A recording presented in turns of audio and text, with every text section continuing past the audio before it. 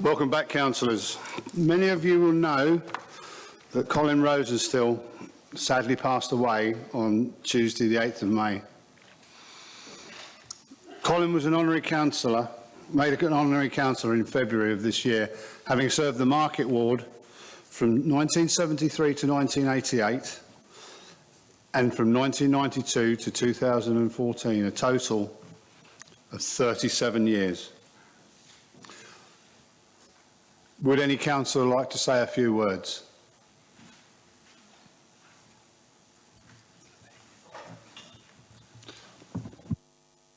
Councillor Vick. Thank you, Mr. Mayor, and congratulations on your elevation. I spoke at some length about former councillor Colin Rosenstiel two meetings ago in our calendar, it's very difficult for me to find more to say about his record in this chamber as a councillor, which was obviously the longest of any elected councillor of this authority, but also instrumental in trying to improve and actually improving many things in the city. What I wanted to do was to add to that in a couple of respects. Firstly, to say that I know from after our meeting in February, when the council unanimously agreed to award Colin the accolade of honorary councillor, this was of enormous satisfaction and pleasure to him, and I think we should all know that and be pleased that it was possible to do that before his passing. And secondly, as many members present will know, Colin did latterly manage to attend the count after the elections on May the 3rd, amidst obviously very difficult personal stress and handicap, did very much enjoy his last presence amongst us in that sort of electoral democratic process, and he took enormous satisfaction out of the fact that the results on that evening included the political recapture of what was his old seat on this council. I think that the main thing I wanted to say was that amidst all of the political and the public record, councillors present would perhaps want to join with me in extending their condolences to Joy, a former councillor in this chamber, another honorary councillor, and to their daughters Catherine and Lucy. On a personal level, a bereavement is a painful thing, as I know from my cost, and I think it would give them comfort to know that councillors from all persuasions on this council wanted to join with them in the sorrow of the loss of Colin.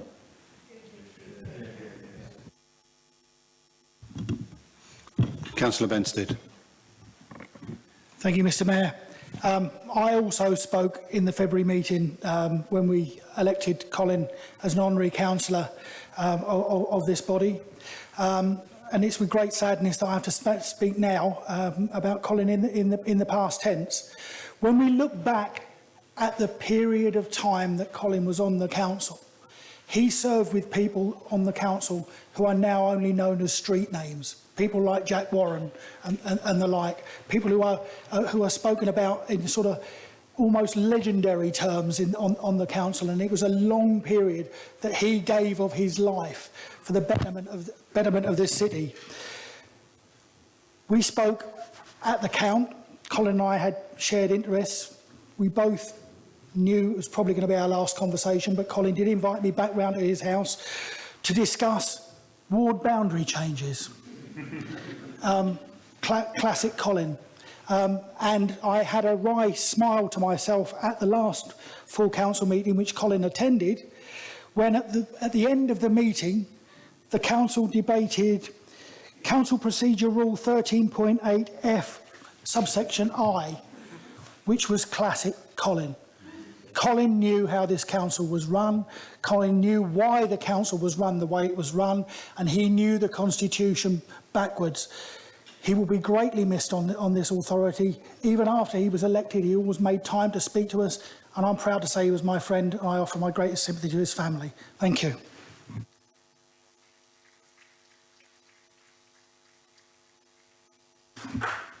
Councillor Hipkin. Mr. Mayor, in remembering Colin, I'm struck by 5 qualities that marked him out. First, his long devotion to Market Ward, the City Council, and his party over a long life in politics. As a young man, he took up the mantle of local politician, and no matter what happened subsequently, he died wearing the same mantle. No one worked harder for the good of Cambridge or knew and understood it better than he. Second, I shall remember him as a meticulous and extensive archivist of local politics. His local election results online, his statistical handouts at numerous counts, his fund of recollections, and here as a purely personal memory, I recall how touched I was at his generous public reference to the part I played in the formation of the Alliance of Liberals and Social Democrats in 1988. Third, I shall remember him for his fierce intelligence. When Colin attacked a problem or an opponent, and that on occasion included me, he did so with an acute passion. And when matters of little importance or of little interest were before us, he managed to half listen while at the same time polishing off a couple of Sudokus. His fight to save the kite will last as a Cambridge legend.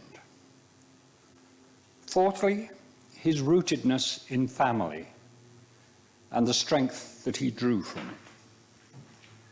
Finally, I shall never forget the dreadful woundings inflicted on him and his family at the hands of the Nazis in World War II, and how he was willing to expose those wounds here in this chamber and on other occasions, such as Holocaust Memorial Day.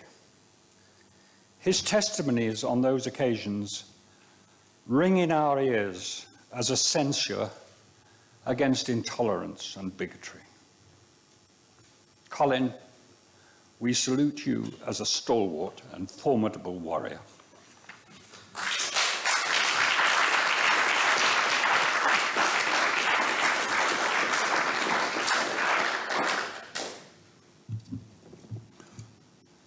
Please join me in a minute's silence in remembrance for Honorary Councillor Colin Rosensteel.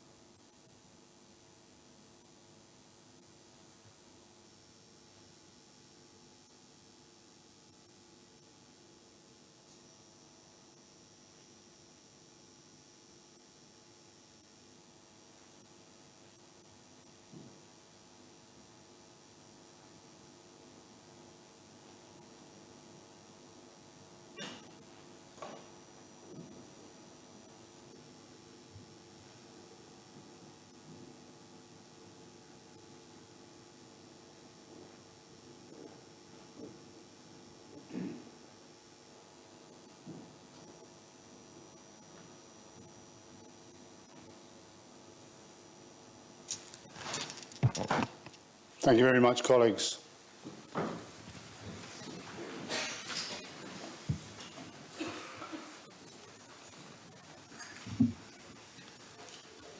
I would like to ask members to declare now any interest in the items on the agenda before us this afternoon. Councillor O'Connell. Thank you, Mr Mayor. The Labour amendment to the motion I'm proposing, which is, apologies, I don't have the item number in front of me, 15A, makes mention of the Folk Festival, which is run by Cambridge Live, which, as of this moment, I'm still a trustee of. Councillor Benstead.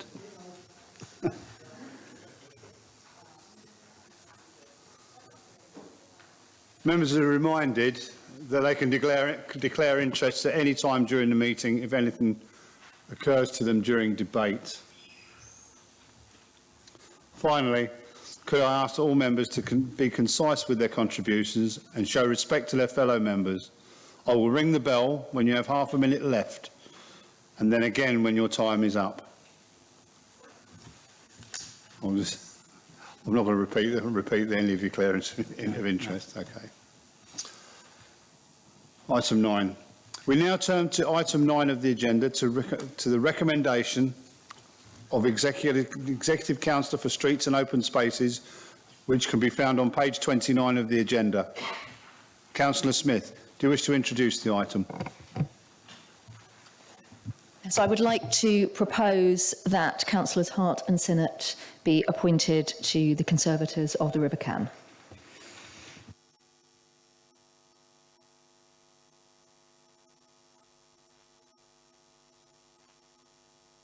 Is there any debate?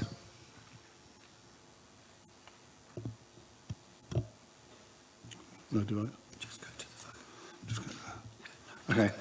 I will now go to the vote. Can I please see those in favour?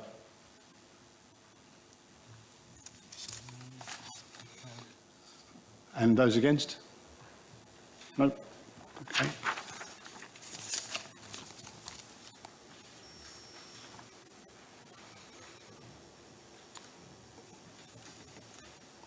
Item 10A, appointment of committees for 2018-2019. Is the Council content to approve the appointments of the committees as set out on pages 31 to 34 and as updated in the information pack on page 11? Agreed? No debate. So, Councillor McPherson, you don't need to write the reply, do you? I will now go to the vote. Can I please see those in favour of the recommendation? Okay, that's unanimous, thank you. Okay. We now turn to the appointment of chairs and vice chairs for 2018-2019. The nominations are included on page 35 of your agenda pack. Is there any debate? Does the Council approve the nominations? Great. Okay. Please turn to the Constitution amendments, which can be found on pages 37 to 48 of your agenda packs and is updated in the information pack on page 13.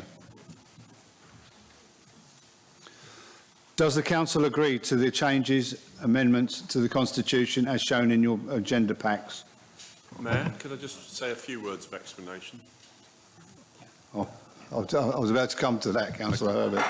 Councillor Herbert wishes to explain to the Council the changes to the executive portfolios and lead councillors. Councillor Herbert. Thank you, Mayor. I think it's right that we're open and clear about this in terms of some of the changes. These are relatively small changes, but it makes sense to me that the community's portfolio includes community safety. Whilst I, as the leader, do get involved in significant cross-portfolio projects, particularly capital projects, I just want it to be clearer that the Executive Councillor for Finance leads on most of those projects, but that the Executive Councillor for Housing takes a particular role where there are housing projects, and that includes obviously ones that help us deliver our commitment to 500 council homes, but also wider elements of housing on those sites. I've added the term external partnerships to my portfolio, partly because I spend most of my time outside of this building. But it is critical to the Council that we have real influence and get what we need for Cambridge out of those partnerships. So some of those partnerships involve us in setting up new shared services and new joint working. And I'm hopeful that with the change of administration in South Cambridgeshire that we might have a bit more energy from them on some of that front. Certainly the initial discussions have been productive. And in the wider world, I do think that both ourselves and South Cambridgeshire have got some joint issues to argue for, including to deliver on transport, and also the commitment that was in the devolution deal for the lion's share of £100 million of affordable housing funding to be spent in South Cambridgeshire. On community safety, there's some detail that describes what is being transferred. Clearly, there's still, within the mixed relationship that we've got, there are some priorities here. It's been really good working with Councillor Bagent as our lead on the police and crime panel, and particularly given also his expertise on fire. That's going to be important because the police and crime panel is going to have responsibility for fire unless challenged otherwise, given that the Police and Crime Commissioner is taking over responsibility for fire safety and fire in this county and in Peterborough. So I will continue to contribute to that, but I just want to be clear that also then falls therefore under that the Executive Council for Communities and the Scrutiny Committee for Environment and Communities. So those are the changes that we're proposing to make. They're not radical, but they continue to evolve the functions, and that's why I'm explaining them. Thank you, Mayor. Is there any debate?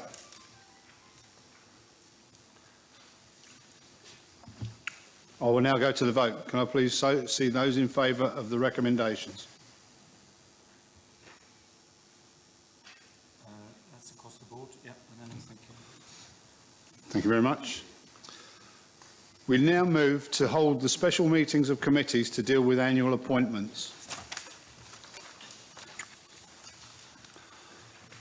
Members of the following committees have been issued with special meeting agendas which can be found in the information pack: Civic Affairs, Environment and Community, Planning and Transport, Licensing, Strategy and Resources. Those who have been appointed members on the committees are entitled to vote. When a committee is dealing with its appointment, would only the members of that committee please stand or raise their hand in order to make voting clearer? Would executive councillors who are being asked to agree appointments also please stand when requested? I will read out the members' names on each committee and would ask that alternate members only stand and vote if a member of the committee is absent. The Civic Affairs Committee, Information Pack, page 15. Would the following councillors please stand? Councillors Macpherson, Benstead, DL, Gawthorpe, Holt, O'Connell and Robertson. Alternate members are Councillors Martinelli and Sargent. And I ask that you only take part and vote if a member of the committee is absent. Mr. Mayor, Councillor Dean Allen needs to stand up. Is he not a member? Yes. Councillor DL. Is he a member? Yes.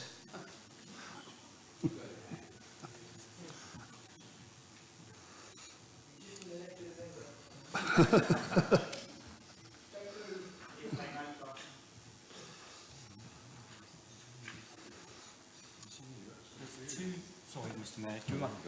Which two Liberal Democrat members are members of the Civic Affairs Committee? Sorry for the confusion. I've got DL, Holt, I've got three.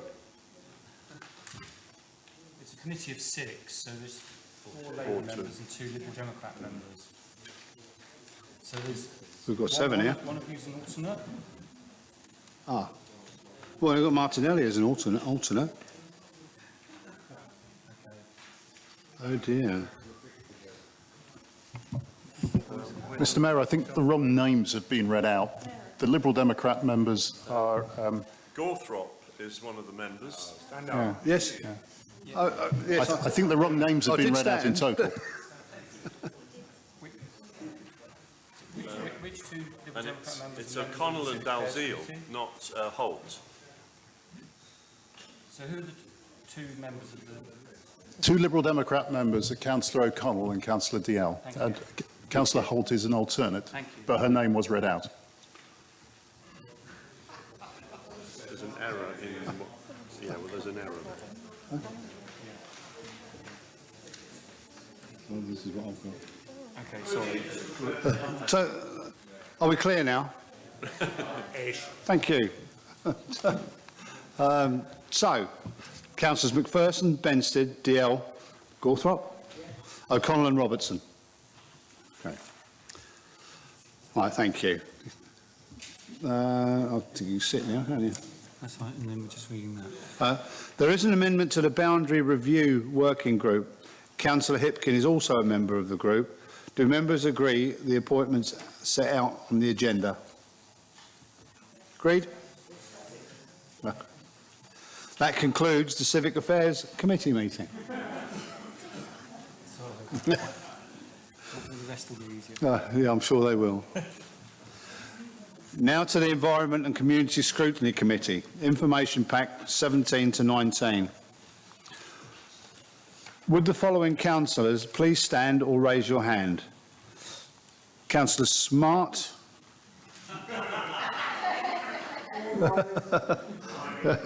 Bird.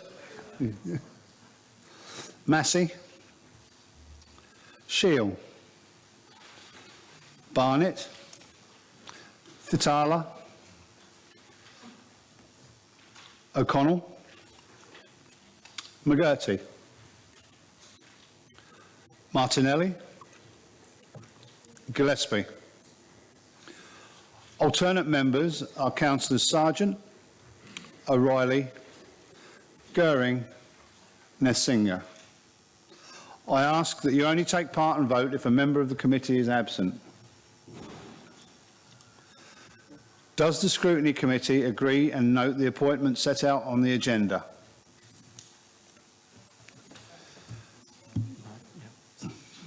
Do the Executive Councillors Smith, Johnson and Moore agree the appointments as set out on the agenda? Yes. That concludes the Environment and Community Scrutiny Committee meeting. Now to the Planning and Transport Scrutiny Committee. Information Pack, page 21. Would the following councillors please stand? Councillor Sargent, Smart, Hipkin, Bayesian, Thornborough, McQueen, Bick and Payne. Alternate members are Councillors DL, Sinnott and Massey. I ask that you only take part and vote if a member of the committee is absent. Executive Councillor for Planning, Policy and Transport, Councillor Blencowe, please stand and raise your hand. Or raise your hand. Does the Scrutiny Committee agree and note the appointments as set out on the agenda? Thank you.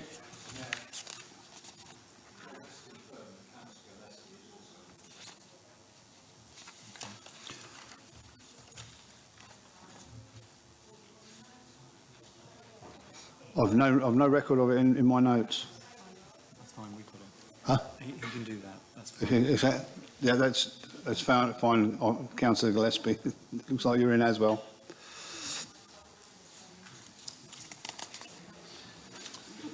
Did I take the vote or not? No, he needs to make a decision. The Executive Council needs to agree with the appointments. So does it? Just over the page, sorry. Oh, thank you. Sorry. Does Executive Councillor Blencowe agree with the appointment set out on the agenda? Yes. That concludes the Planning and Transport Scrutiny Committee meeting. Licensing Committee, Information Pack, page 23. Councillors Bird, Tatala, Benstead? Gawthorpe? Goering? Holt? McPherson? McQueen? Moore? Pagecroft, Pippas and Sargent. Can I remind all members of the Licensing Committee that the training on the Council's licensing functions is scheduled for Monday, the 11th of June. Do members agree the appointment of the subcommittees as set out on the agenda? That concludes the Licensing Committee meeting.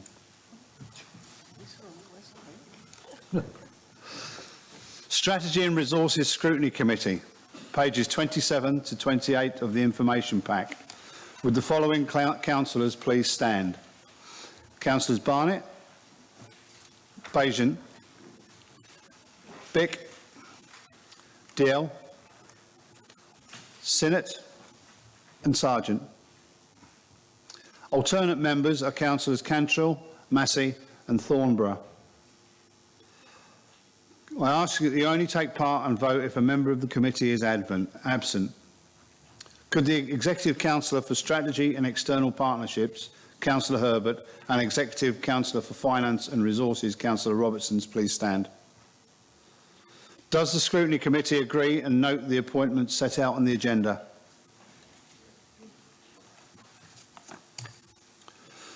Do the Executive Councillors Herbert and Robertson agree the appointments are set out on the agenda? That concludes the Strategy and Resources Scrutiny Committee. We now return to the rest of the business of the Council. Agenda item 11. We turn to the annual statement. Under Council Procedure Rule 3.2.1, 14, I call on Councillor Herbert to speak for no more than 15 minutes on the Labour Group's priority for action and objectives for the forthcoming municipal year. The Labour Group's annual statement is included on pages 49 to 58 of your agenda packs. Following this, I will call on Councillor Bick for the Liberal Democrat Group and Councillor Hipkin for the Independent Green Group. The Liberal Democrats' annual statement is included in the information pack on pages 31 to 32.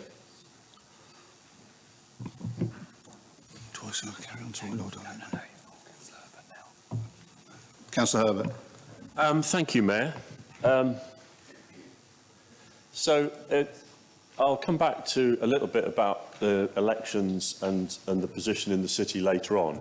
But before I start and open up on the annual statement, and also, Mayor, I reassure you that I will not be speaking for 15 minutes, I'd like just to say thank you to those councillors that are not with us, because several of them didn't really get much of a thank you before. They're not here, but I do think that in their way we should thank the 8 councillors that didn't come back or didn't seek election, and one who did seek but didn't make it. So I'd just like to thank Dan Radcliffe, Peter Saris, Peter Roberts and Marjorie Abbott on our side, including Dan's work on a number of committees, Environment and also on Cambridge Live, and also on Equalities. Peter Saris on planning policy. Peter Roberts really did dig into rubbish in a big way. There's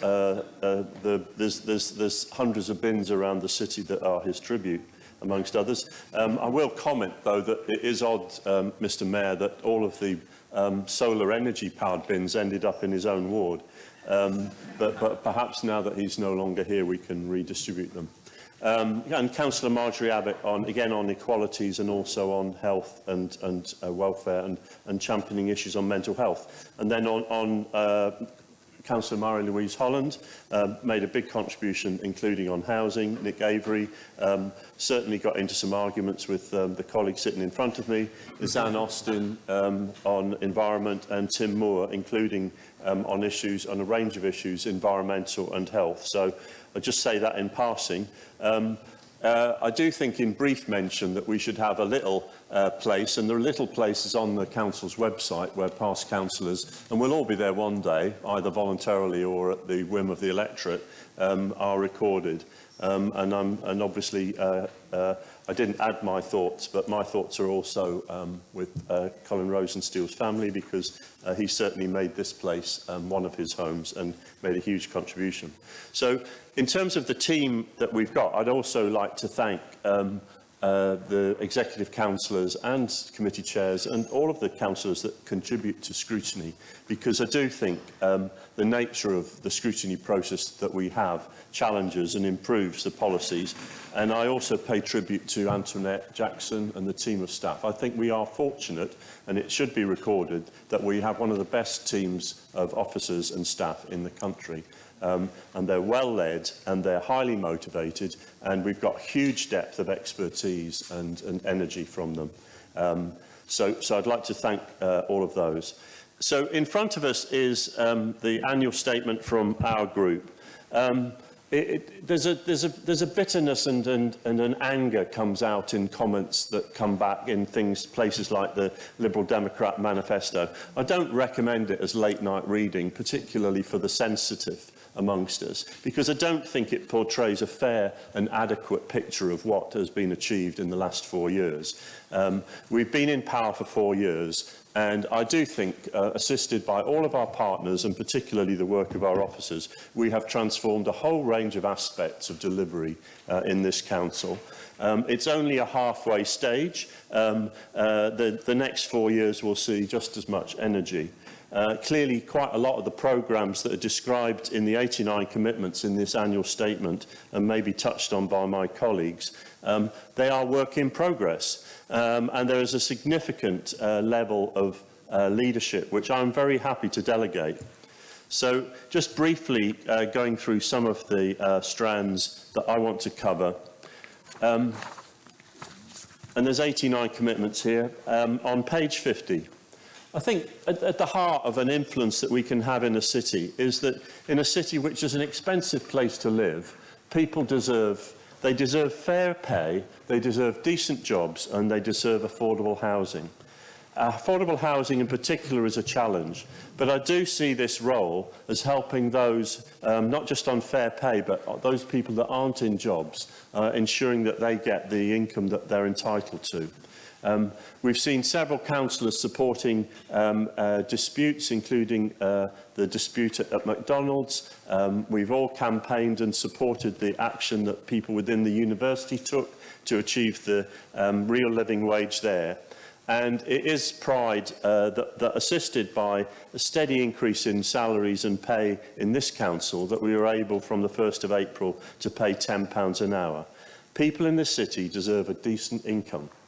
And that also applies to people who have to, in different ways, rely on benefits. And if you actually look at the work that's been put in by the council as a unified team, ahead of universal credit coming in October, that's a critical issue for this city. And we will be funding effectively a resident person to be there at the headquarters of the Department for Social Security on Chesterton Road, because I'm sure that there'll be lots of people with issues and challenges, and we have to give the best possible advice. We don't reserve special separate advice for people who are our tenants, although they richly deserve that support. We will have council-wide support and a focus, and we will make sure that if there are issues that arise out of universal credit, that we intervene. Again, on page 50, without singling out every item, the intervention that means that we now provide child burials at the cemetery and the crematorium at no charge. That is now being picked up by the government. And it's not just us, although Councillor Massey and a number of other people have been championing this issue, and Anna Smith played her part. And I pay tribute to one of our Welsh Labour MPs who put a huge amount of effort into this. We should be making these sorts of changes as a council, and these are aspects that should be picked up nationally. Turning to the housing crisis, I do rely on my colleague Councillor Price, so I won't try and overlap too much. But it has been the business of this administration to open up the opportunities with the council homes. And my two pennyworth on this is the money that we got from government equates to £140,000 per home. We knew that wasn't going to be all of the funding that was needed. We need to add to that some of our own resources, right to buy receipts, and we particularly need to look at the council's property. So I pay tribute to the work that has already been put in by senior staff, and we are continuing to search and to secure further sites. And that is to reorient our property. Why should we have assets that are not being put to full use? So the redevelopment of Mill Road is just one step on that journey. Homelessness is clearly a big concern, and it's right that it's been raised also by members of the opposition. We've got more work to do on that. But just to record the 2,000 households that were helped in the last 2 years on that. And also on empty homes, another issue that the Liberal Democrats have looked at nationally, for us to be using all powers that we have and to be determined when we've got the opportunity to double the council tax in empty homes to make full use of that as a lever. So 100 empty homes put back into use in this city in the last 3 years. Sorry if you're striking that out of your speech. On planning, as can be seen from pages 52 and 53, the range of issues on planning is extensive. It's not in our courts to finish off the local plan. We have done all that has been asked of us. We are also building ahead of the rate of housing build that's expected. Cambridge is one of the few councils in the whole of the country which is actually building out housing faster than is expected under its 5-year housing land supply.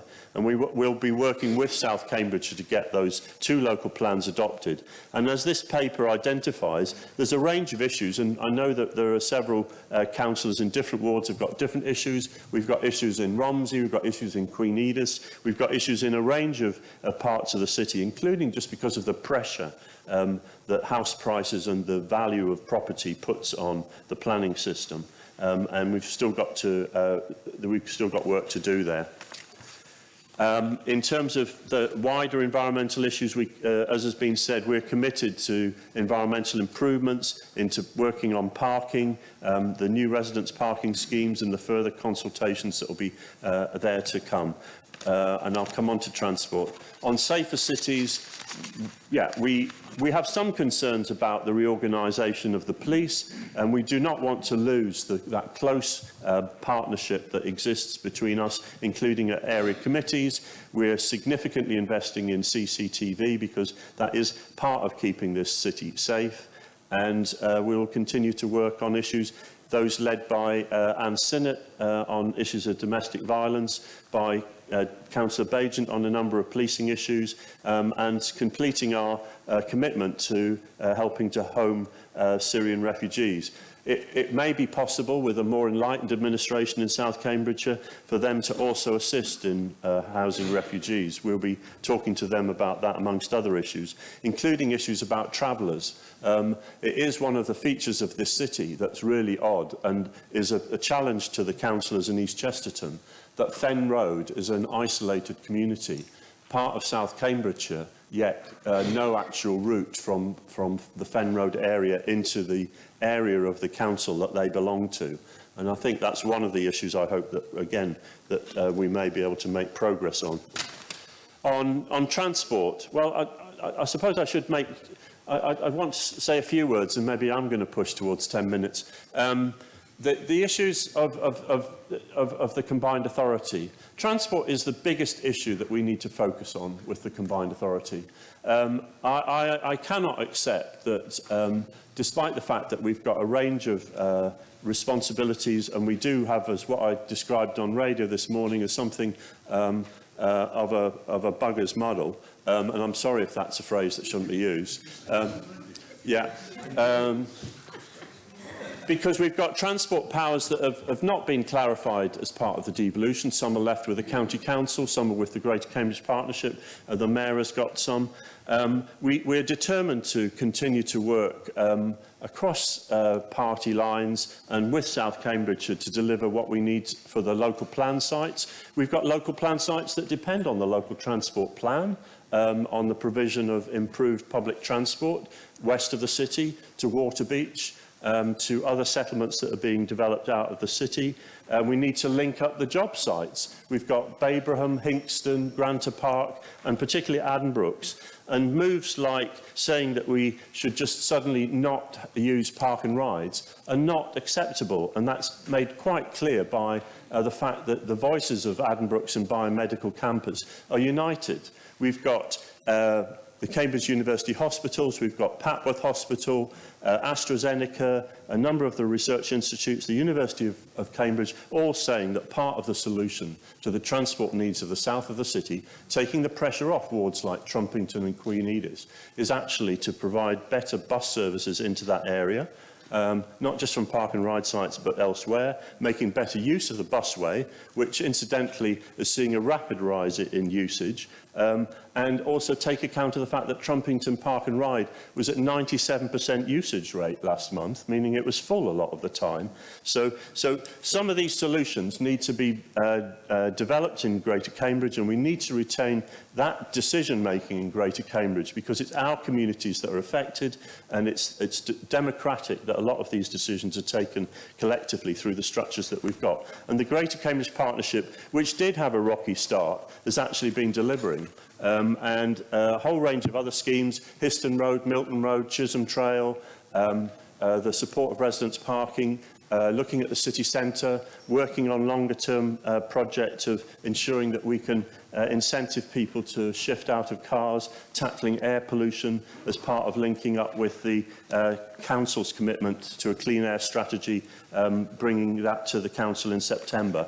It's critical for Cambridge, for the lives of our residents and for the sustainability of the growth that we have, that we get transport right. So we will be working to achieve that with the Mayor and to do that as a joint activity.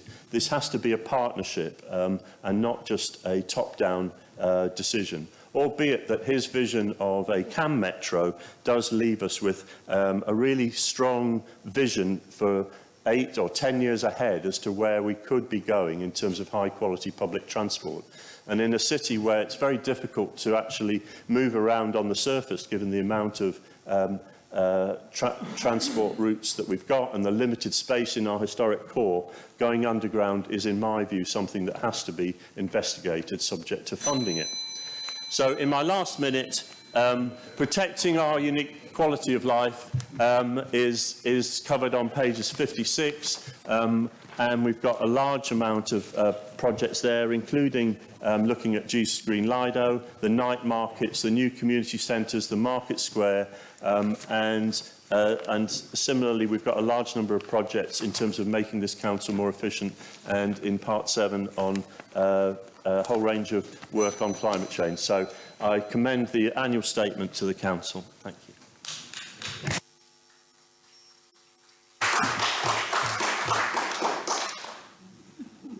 It's in my gift to allow you 3 minutes, if you wish, Councillor Price. Or if not, but I have to award the other side exactly the same. Do you want to go? Could I just ask, Mr. Mayor, that once Councillor Bick and Councillor Hipkin have delivered theirs, then it's open for debate anyway. Yes. I'll do it then.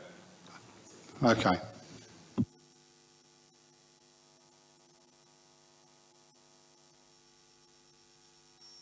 Councillor Bick. Thank you, Mr. Mayor, and I would like to issue a hearty welcome and congratulations, as Councillor Herbert did, to the 8 new members of the council elected on May the 3rd, 4 of them on either side of the council. And I'd also like to echo his comments of thanks to the councillors who did not continue after May the 3rd for different reasons, and that applies to all 3 sides of this council. Now, Mr. Mayor, I'm sorry if the Liberal Democrat annual statement gave Councillor Herbert insomnia. Our agenda for this year is of a constructively critical opposition.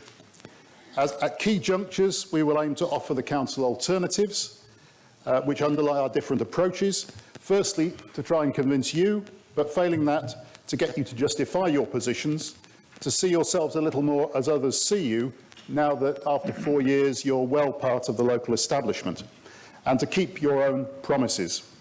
Out of this, I think, can only come better local government. Mr. Mayor, we think this administration has carved out and prized some small measures because they hold some symbolism to them, but are missing the big picture. People are looking to this council to provide leadership on that big picture. As the recent peer challenge told us all, if that was what people were expecting, they're left wanting. The cupboard is bare. Of vision, there is none.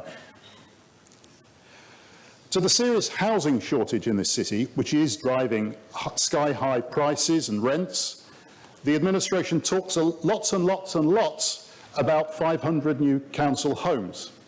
Well, although this is a welcome contribution and a proud achievement when they're built, this is nowhere close to being the solution to the city's problem. This city needs to think much more broadly than only about those who hope to qualify for council housing. Personally, I'm looking forward to a future where most people who want and need to live in the city can find their place much more easily than today in a mixed market of local housing of various kinds. Much of it will be in the private market. It can seem that Labour only cares about council housing. We are not looking forward on this side to a future where everybody is forced to become a client of the council if they want to live in Cambridge. That's why on this side we want to see the council taking bolder and more confident action to work out where the supply of new homes of all kinds and of any kind will be provided to better reconcile supply and demand. This is going to need many more than 500. We know that this takes thinking for the long term on our side, because the homes that are still going up in Trumpington today needed action and decision by the Lib Dem Council well over 10 years ago. We were disappointed with the fumbled response of this administration to the prospects of comprehensive redevelopment at Northern Fringe East. First, throwing in the towel on it as just too ambitious, then leaving it all to the neighbouring councils to take forward if they wanted to, and then jumping back on the project when it had started to move through the efforts of others. That's hardly what you would call determination. And we'd like to see you working now with marshals to bring forward their airfield site, helping to orchestrate necessary support for airfield facilities elsewhere, with design jobs remaining in Cambridge, just as the company itself originally proposed. We're now witnessing the airfield at Mildenhall being planned for housing, where there is a much lower demand for it, while an airfield here in a sustainable city fringe site, already outside the Greenbelt, where housing demand is enormous, remains off the agenda. Well, it should be on yours. Sadly, you don't even stretch in your statement to refer to the work on a new single local plan together with South Cambridgeshire, to which this council is committed to start in 2019. And for the welcome new council housing, we'd like to see this add something extra to the mix that wouldn't otherwise be provided. Truly incremental social housing for the city, not just the council becoming the provider instead of other sources of social housing that we were already expecting. Some so-called local authority rent levels, recognising the way the welfare benefit system plays out for large families, and perhaps an allocation to a true Housing First initiative for entrenched rough sleepers, which will be much more difficult to secure in any other way. And on transport, we hear a lot from the administration about how residents' parking schemes are going to transform the city's congestion problems. We certainly welcome residents being offered the chance to consider having schemes where they don't exist already. though we don't support them being crowbarred in with inflexible and unworkable rules or being given no real choice because of the decisions of others. And we need to note that they don't happen without a certain downside of gardens getting dug up over time to create private drives, reducing on-road parking for those residents left who don't have gardens of their own to dig up. Now, whatever you think of them, residents' parking schemes are hardly the big idea that it will change the game in our local transport system. After 3 years of the city deal, and predictably failed attempts to tackle congestion in the urban area through big increases in road capacity in places like Milton and Histon Road, or road closures around the city centre, there has still been no concerted big picture consultation with the public on the pertinent choices. Above all, how is a really first-class public transport service, relevant and accessible to all, going to be afforded? And how are we going to permanently reduce private car usage in the city without making everyone's life a misery? There are important options here, but they have so far been suppressed. Collective heads have been in the sand on these overwhelmingly key questions, and we want them out. It's time to make progress without sacred cows and without taboos. The long-suffering public deserves for their political leadership to square with them at last, and the Labour annual statement remains silent on this. We too would like to encourage the CAM Metro as it goes forward to closer and closer evaluation, but as currently envisaged, it won't meet all of the needs of people living in the city, and we're likely to still need a much transformed bus service. And like members opposite, we're supportive of a clean air zone in the city by encouraging substitution of clean for dirty vehicles. It forms part of a strategy to reduce environmental damage from the kinds of traffic we will be needing, come what may, buses and commercial deliveries. For private cars, we think it may be better and simpler to achieve through overall demand management policies, which we know we need anyway to deal with congestion, and are fairer between families who can afford frequently to upgrade their cars and those who can't. On basic council services, many of them touching on cleanliness, we think the council should be much more focused on outcomes than inputs. Just because council officers are working very hard, it doesn't necessarily mean that public expectations are being met, or that people are blaming officers if they say they aren't. They're probably blaming you, who set the priorities and allocate the funding.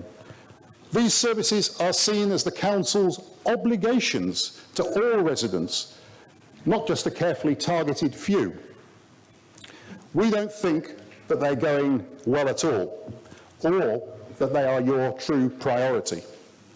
Last year's bins chaos, the council's year-on-year increase in complaints, public loos getting so shameful they had to be taken out of use, unspent funds provided to maintain deteriorating common and communal areas between council homes. What a wonderful black backcloth to bring forward your timely initiative to actually reduce funding to your streets and open spaces service. The point we think has been missed is that this is a growing city. It's a busier city, as anywhere successful becomes. What was done 10 years ago probably isn't going to achieve the same results today as it did then. The City Council should now be looking at improving its outcomes, not siphoning money away from them. Though it's part of our common political narrative to criticise the government's continued austerity, we showed earlier this year how cutting resources for streets and open spaces and other manifestations of neglect was a choice made here, not a financial imperative imposed from somewhere else. Now, oppositions often get charged with being too gloomy about everything. So here is an important corrective.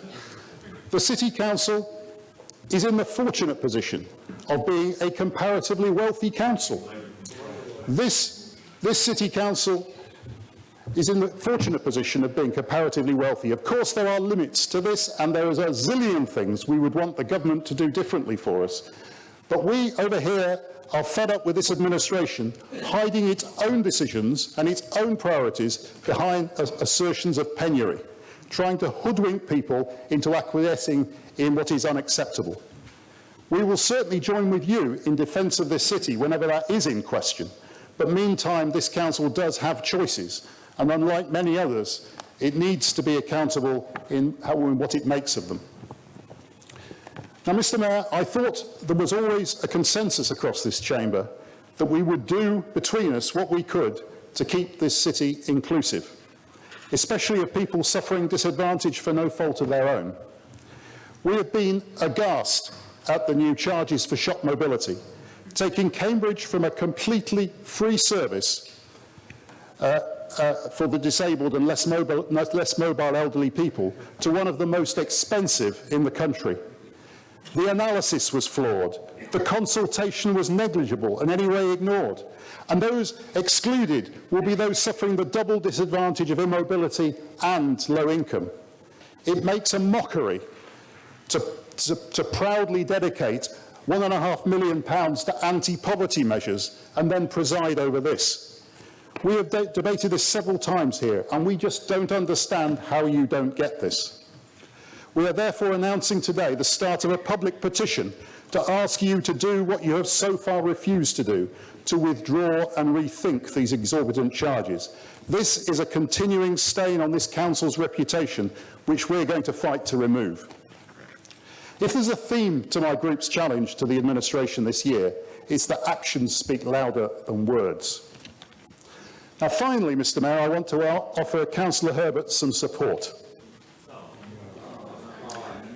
He's been marooned as the only non-Conservative leader on the board of the new combined authority. We're already doing what we can to help. After May the 3rd, he's now one of two. But it's clear to me, as it must be clear to him, that we in Cambridge are becoming the prisoners of an elected mayor with a tame Tory majority who has all the loyalty to evidence-based policy making, all the interest in partnership working, all the awareness of the diverse area he's supposed to be serving of a tin pot Donald Trump. This is no normal environment of rational give and take. This is an environment of take and take. What started as a project to devolve powers and resources from Whitehall and Westminster seems to have become a project to gobble up and centralise powers and resources that already existed within our own area. What we need from Councillor Herbert in this situation is the courage to use all the leverage at this council's disposal to arrest this trend and rebalance the way this is going. If he does so, as he should, in order to try and honour the devolution deal he recommended to this council, he will certainly get the support from our side. Mr. Mayor, this was my presentation of the Lib Dem Group's annual statement. Thank you.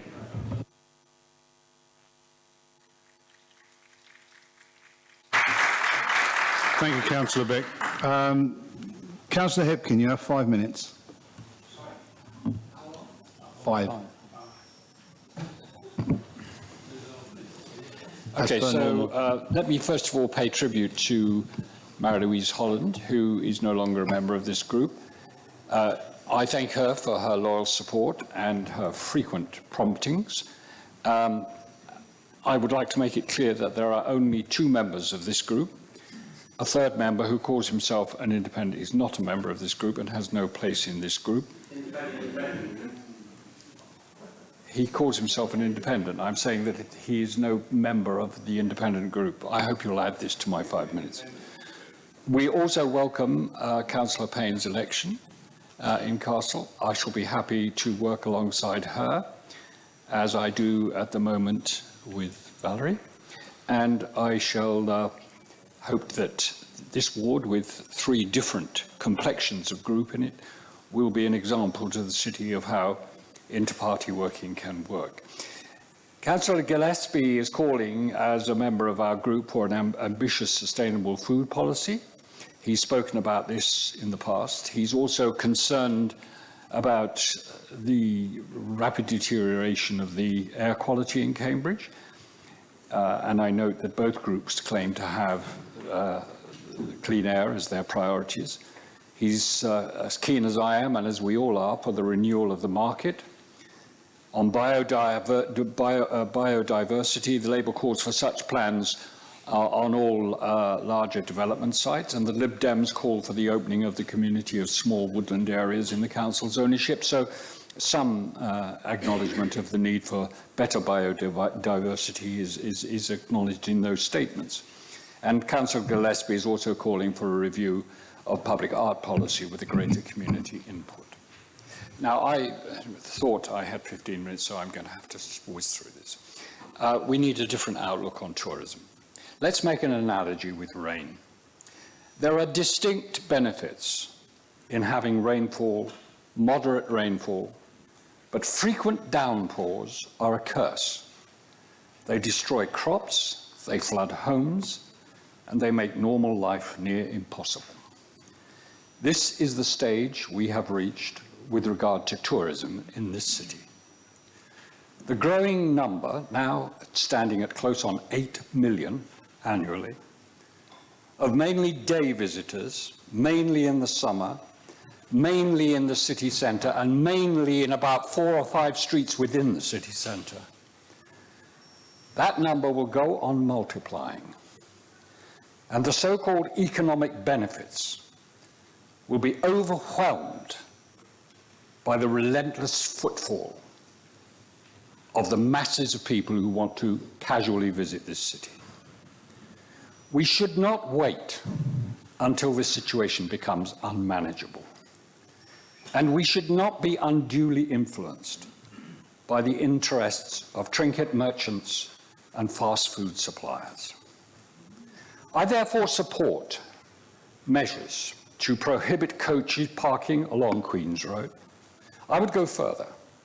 I think all private coaches should be kept out of the city centre, and that passengers made to disgorge at park and ride sites around the city. Passengers would be required to use public transport, yes, improved public transport, to access the city. I would also suggest the introduction of a Cambridge Pass that would give priority access to city museums, art galleries, colleges, and to a range of musical and cultural events. Of course, such measures would reduce tourism and put off commercial operators, but that is what we should now be trying to achieve. Continue a talk of welcoming the benefits of tourism are dysfunctional to the welfare of this city. With respect to congestion and air quality, I too, along with Councillor Bick, am tired of the platitudes and endless consultations. There are too many fanciful ideas being flung around at the moment, particularly with respect to a metro system and tunnelling and things of that sort.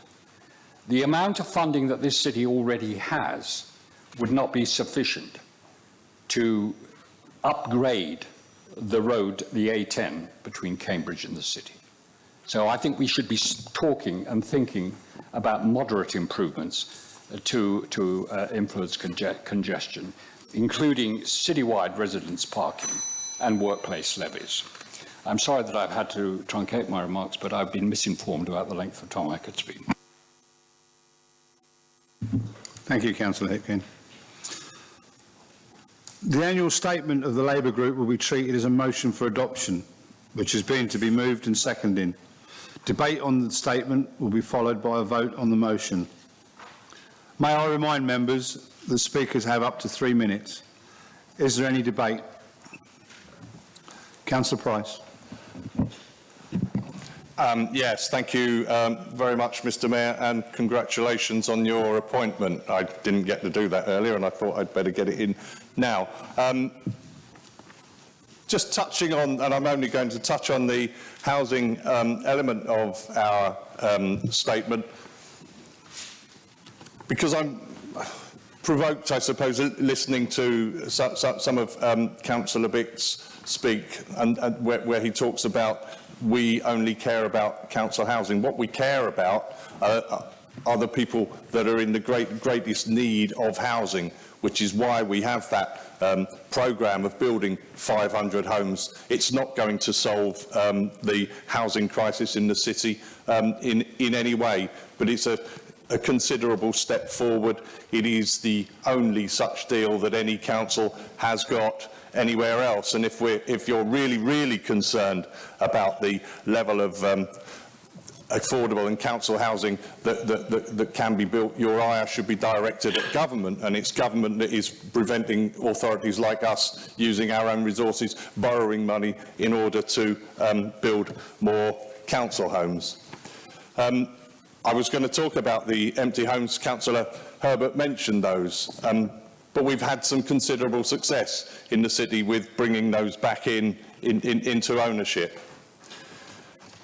We will work to persuade Cambridge developers to adopt the new Sustainable Housing Guide, and I've been contacted by my opposite number on Salford Council, who had heard about the Cambridge Sustainable Housing Guide at a conference he was at, and he wanted to know about it because Salford Council were looking to do something similar, and he didn't want to reinvent the wheel.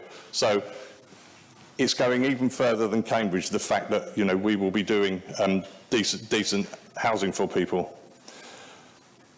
We want to make the most of opportunities to develop on our housing revenue account sites, which is something that we are already doing. We want to work with our statutory and voluntary partners to further reduce, and I say further reduce, rough sleeping in our city, because we have had some success on that in the last year. We want to continue to promote and expand Cambridge Street Aid, a charity that has already raised more than £25,000 that has already helped people. And I did want to get in, Mr Mayor, before you ring the bell for the second time. Councillor Bick talks about Marshall's Airfield as though it was in control of the City Council about whether we build housing on that. And he should know, because they pinned all their hopes on getting Marshall's Airfield, so no houses were built in it and nothing happened there. So if he wants to look at the reason why we're in a shortage of housing, he could look at himself.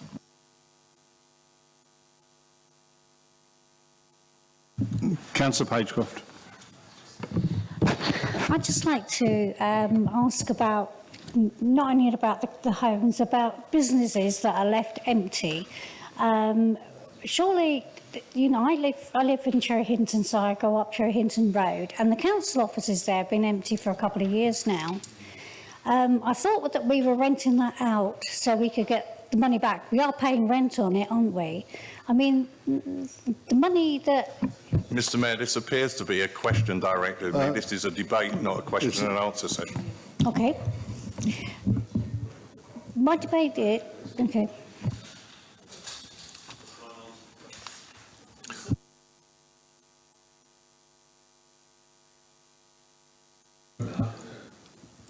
That did seem to be more of a question. Do you want to temper your speech? Mr Mayor, questions are part of debate, surely. Basically, one of the members on the Labour side will answer it as part of their response, I should imagine. The leader's got the chance and right to reply. I will add that at the end of the debate, the leader has the right to reply anyway, so the leader will answer that question anyway. More concerned about the effect this has on the Speaker, who wants to make a point and has been effectively silenced by bullying tactics from the other side. Just a minute. You can ask her to speak again, and she will give her the full 3 minutes. Okay, that's what I'll do. Yeah. I'll take your point, Councillor Bick. I will allow Councillor Pagecroft to start again, and I will allow the 3 minutes. However, can you make it a speech and not just a question? Right, my speech is we're wasting money by having this property empty for 2 years, I think it is. We're paying rent on this property that should be rented out, surely even at a lower rent than we're paying out, because that's money that we could be putting to Motability, so we wouldn't have to charge these people, because I've been checking up on Motability, and there's been a great drop in people using it. In 2 days, 10 people turned away from the Grafton Centre, so that is a lot of money that we're losing as well. So, you know, if you're going to go on with money, why is this business still empty? Why are we still paying rent on it?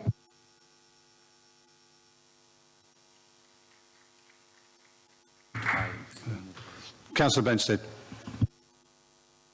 Thank you, Mr Mayor. As many members will know, I try and be as consensual as possible in the council chamber, trying to promote a consensus amongst the different parties. But when I hear, Mr Mayor, opposition councillors talking rubbish, I feel I have to stand up and confront that.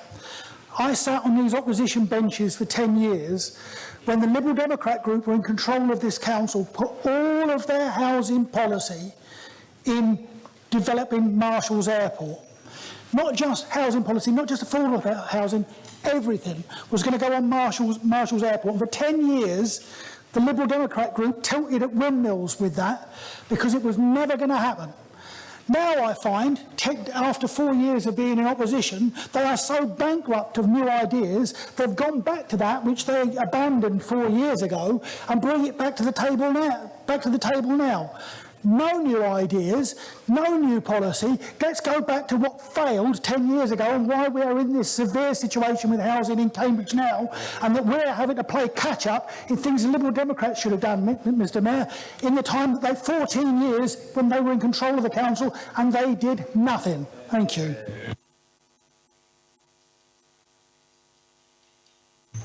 Councillor Nessinger. Thank you. First of all, I wanted to respond to Councillor Hipkins' comments on tourism. I do not share his view that those who visit this city are a curse.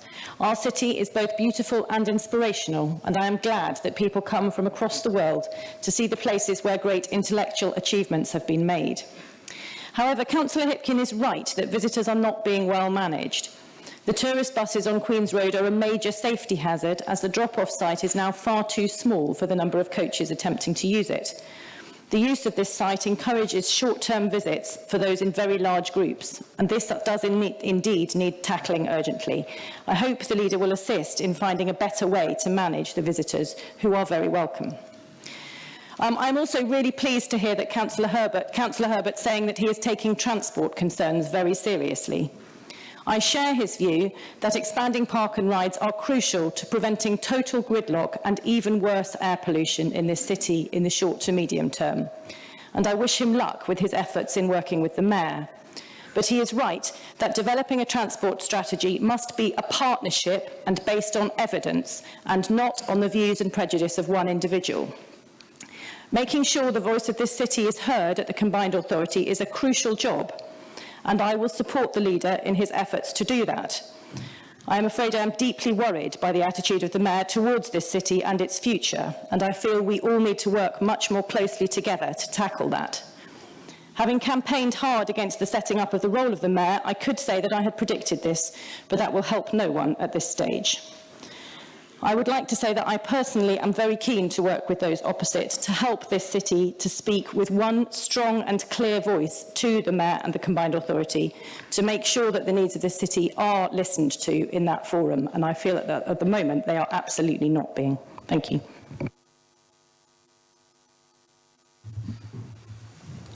Councillor Johnson. Thank you, Mr Mayor, and congratulations on your elevation. The community's portfolio more or less consists of discretionary activity. Despite us not being obliged to provide these services, they are central to what we are about as a council. Working for the many, not the few, tackling disadvantage and poverty wherever it exists, ensuring no one, no matter their background or income, can share. Ensuring all, no matter their background or income, can share in the prosperity of a world-famous city.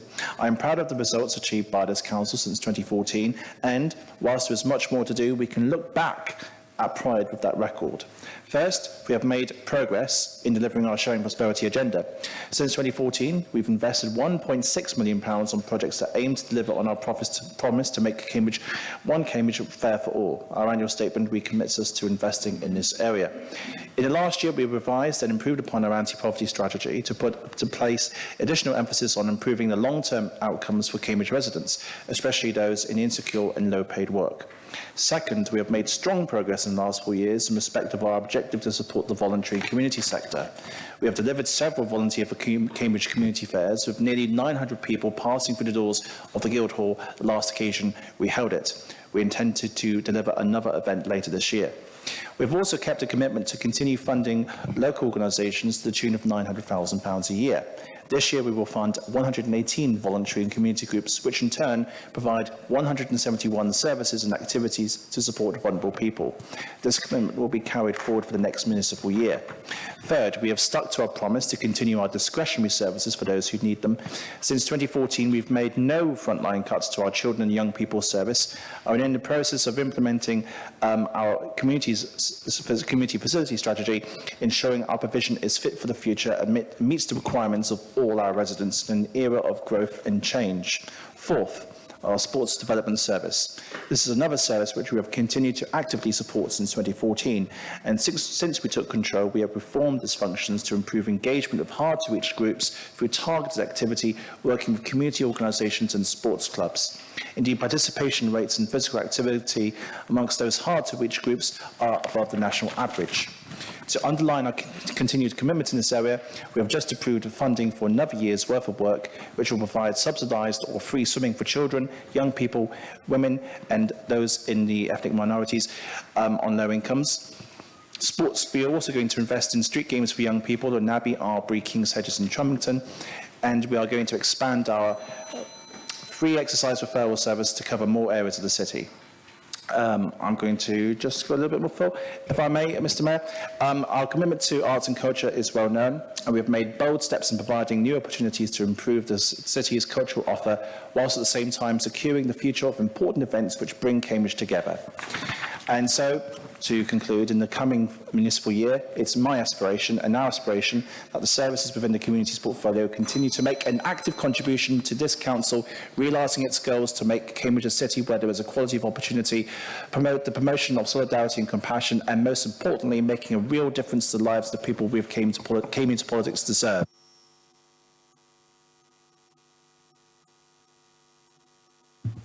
Councillor Goering. Thank you very much, Mr. Mayor, and let me congratulate you on your elevation. That's great news. I apologize for having to duck out to start an examination for 250 poor law students who had to take their examination today. But part of the examination was about sustainability, so maybe we have taught them something. As someone who's worked for an organization called Sustainable Prosperity in Canada for a while, I greatly welcome some of the elements of the Leading Groups program. But I'd like to echo what Councillor Biggs said earlier, that we can't just have all these beautiful statements once a year and then a year passes with no real action. Let me give you one example. So I hope the fact that climate change and making Cambridge greener and cleaner doesn't come as an afterthought. It should be really the center of any strategy for sustainable prosperity and not just on the last page. But be that as it may, I think when I first was elected to the council, I was surprised how long the discussions lasted about the Silver Street toilets.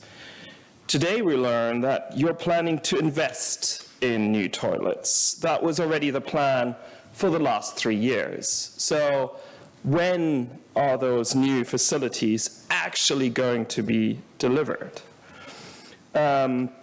You're also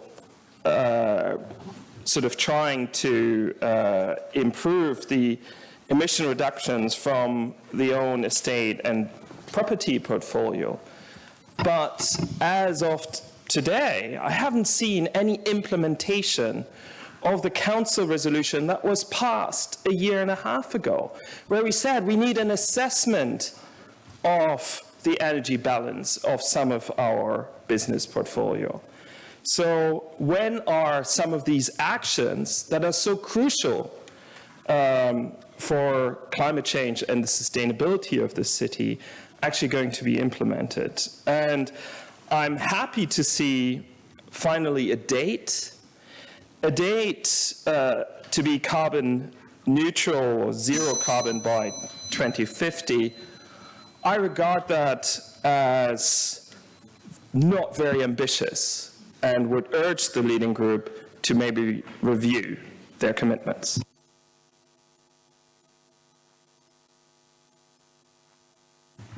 Councillor Ashton. Thank you, Mr. Mayor. Hopefully I won't be asking questions, there'll be observations, so hopefully the observations will be in the 3 minutes. It was interesting that Councillor Bick has been in the press to say the juggernaut has been stopped. We've got the ammunition. What he forgot to mention was how many votes were cast in the elections. So I'll leave it to people to look at how many votes were counted this time compared to last year. I think you'll find it was overwhelmingly in support of Labour. Thank you very much. Again, we're talking about building housing and brownfield sites. In 14 years, our opposition had to build housing. They had one brownfield site in question, which was Marshall's, which tends to be all they ever want to talk about. I wasn't a councillor then, but I went to numerous meetings where the Lib Dems came and put Plan A forward. When they were questioned on Plan B, if Marshalls didn't want to move, what we do about housing, the answer always came back, oh no, we don't need Plan B, Marshalls are moving, 12,000 houses are being built there. And that's why we've got this chronic shortage. And yet again, they've gone back to trying to put the eggs in one basket again. They talk about climate change and transport. 12,000 homes on the Marshall site, what would that do for transport and climate change as well? No thought given to it. They talk about housing again and inclusive for all. They sold off council land to private developers. And not only did they sell it off to private developers, they evicted the council tenants who were in those houses as well. So, and then we talk about we want to, in a sense, look after the people who are disabled. And this is the opposition who got in bed with the Tories and brought through the bedroom tax, which affected millions of people. And yet they're talking about providing for everybody. We're talking about toilets. This was the opposition who wanted to close down the most accessible toilet in Cambridge. Again, we're talking about bins and cleaning. This is the opposition who didn't know how many bins we had in Cambridge and where they were. So again, we've had 4 years of trying to do a lot of things to clean up from the party opposite. So hopefully in 10 years' time, all what we've listed will be done, and the people of Cambridge are voting every year because they believe in what we are doing for them. Thank you, Mayor. Councillor O'Connell. Thank you, Mr. Mayor, and congratulations on your elevation. Councillor Price spoke earlier, and he started off by saying he felt provoked by some of the remarks made from this side of the chamber. That's right and proper. As the opposition, our job is to provoke and challenge the party opposite. But there seem to be some opposite who resent any sort of challenge, resorting to petty heckling and intimidation. I don't believe that we should be living in some sort of one-party state. Doing so is not to the benefit of the residents of this city.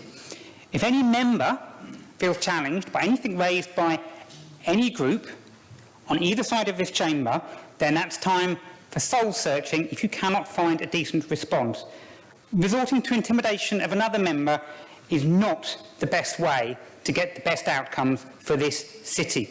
And I will note, I started writing this as Councillor Price was speaking. What happened afterwards only served to illustrate a point I was already going to make.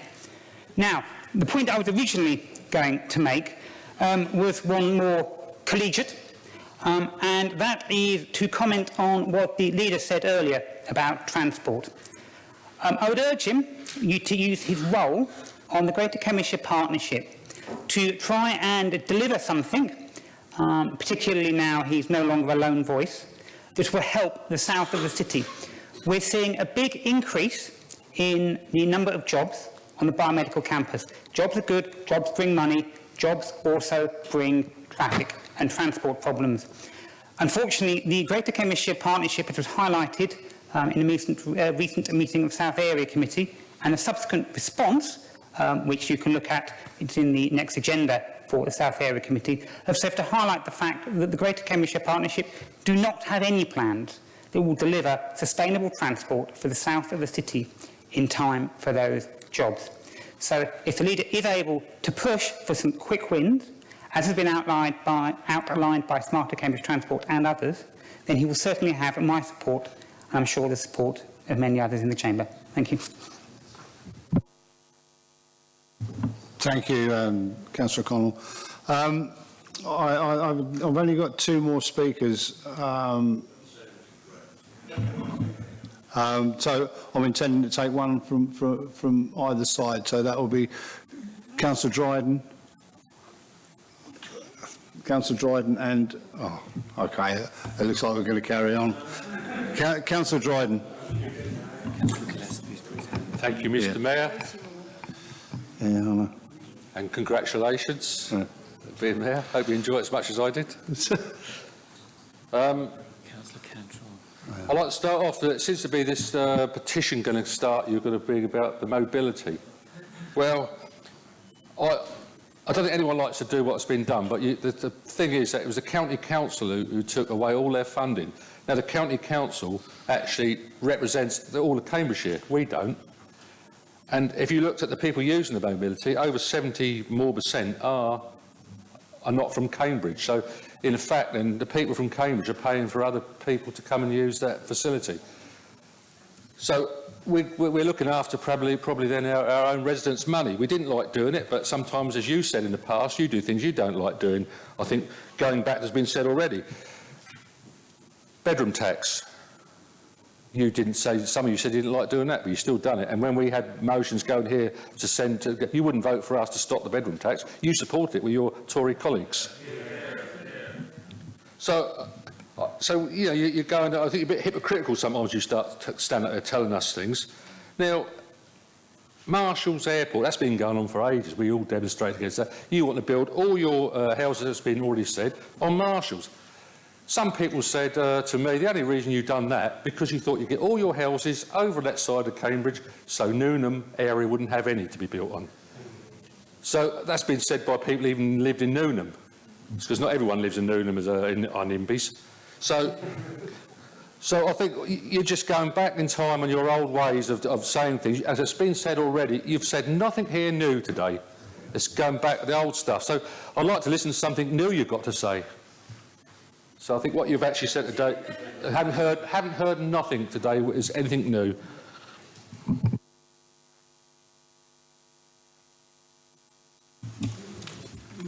Thank you, Councillor Dryden. I will take the speakers that have already indicated and no more. So the speakers are... Mr Mayor, Councillor Gillespie. point of order. Do we have a time limit on the debate, or if people... No, it's going round and round. It's at the Mayor's discretion. Thank you.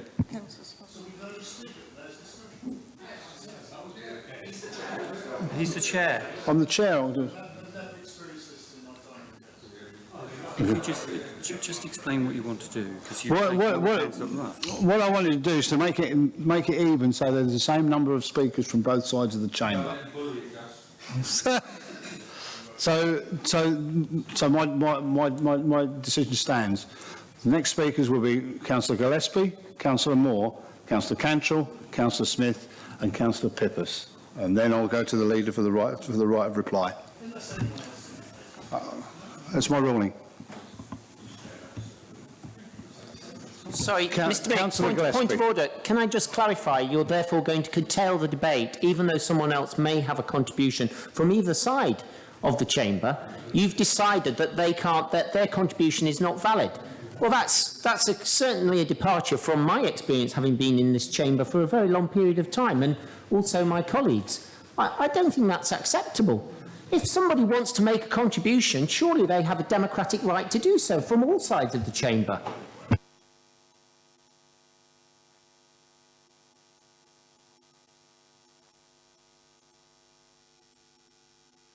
And just say you're the Mayor of Cambridge, not the devolved Mayor.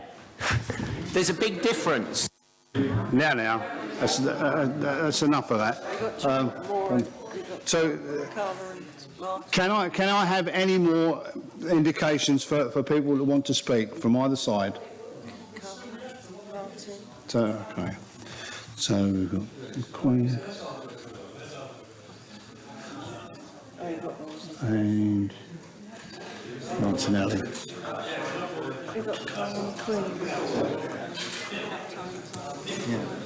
Yeah. Thank you. Oh, for fuck's sake.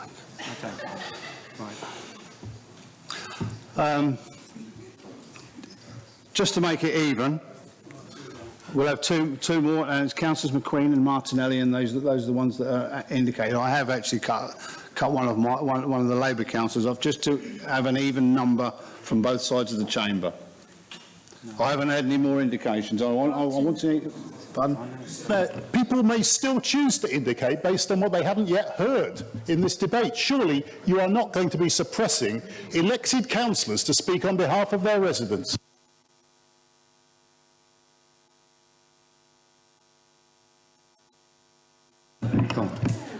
If I could just speak for a moment. The role of the mayor in a council meeting is to manage the business of the council and to manage the debate.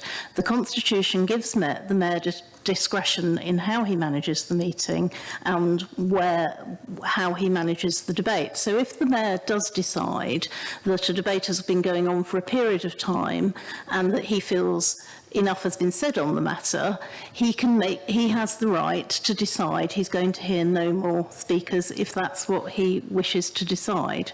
So the power in the Constitution is with the mayor to run the meeting as he sees fit. What the mayor has indicated is he felt that there had been a number of speakers and he was trying to balance the debate across the chamber, but ultimately the decision is with him as to how many speakers he hears. There are certain rights in the Constitution of reply that give rights to individual members, but how the mayor wants to run the meeting is at his discretion.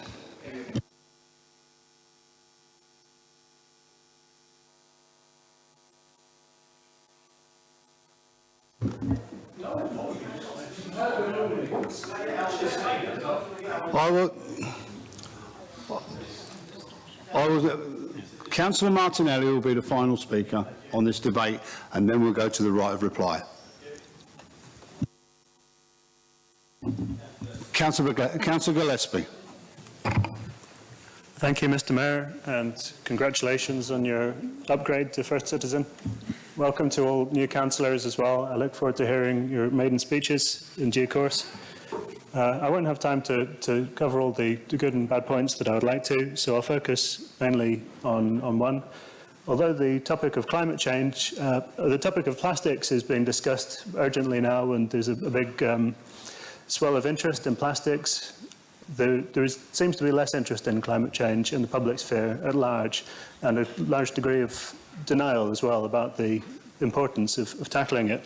Maybe it is that plastics are more visible. You can see the problem, it's clear what's wrong, but I think climate change is just as important, if not more so, and it's important that we act within the fullness of our power and the fullness of urgency to avoid the worst case trajectory, to do whatever we can to limit it. There have been an incredible number of successive months of extreme record-breaking weather, and it's not enough to say that we will do mitigation, because being such a privileged city as Cambridge is, we have to avoid inflicting climate change on other countries as well that have less ability to do mitigation. So we must take ambitious action. We certainly have a responsibility to protect the city, but we have a responsibility to the rest of the world as well to lead the way in the way that Cambridge does in so many other ways. I've heard the reasoning that there's not enough officer support to do all the things that we could do about climate change. That doesn't satisfy me as an excuse, because we should have a bigger climate change department if that is the reason. And I'm well aware of the challenges as well. There's plenty of other things that we have to deal with. There's plenty of other environmental challenges. There are extinctions, pollution and contamination, displacement of people caused by climate change.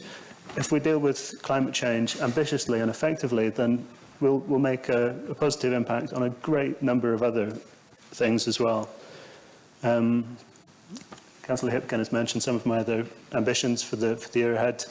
Perhaps this year we should consider the question of recall, the ability for residents to ask for a re-election of a councillor who's not meeting their needs anymore.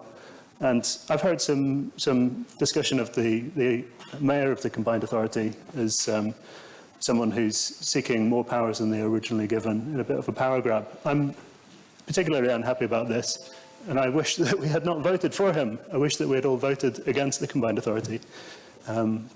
But yes, I'll work with my colleagues as much as I can to avoid the damage that he seems keen to inflict on the city.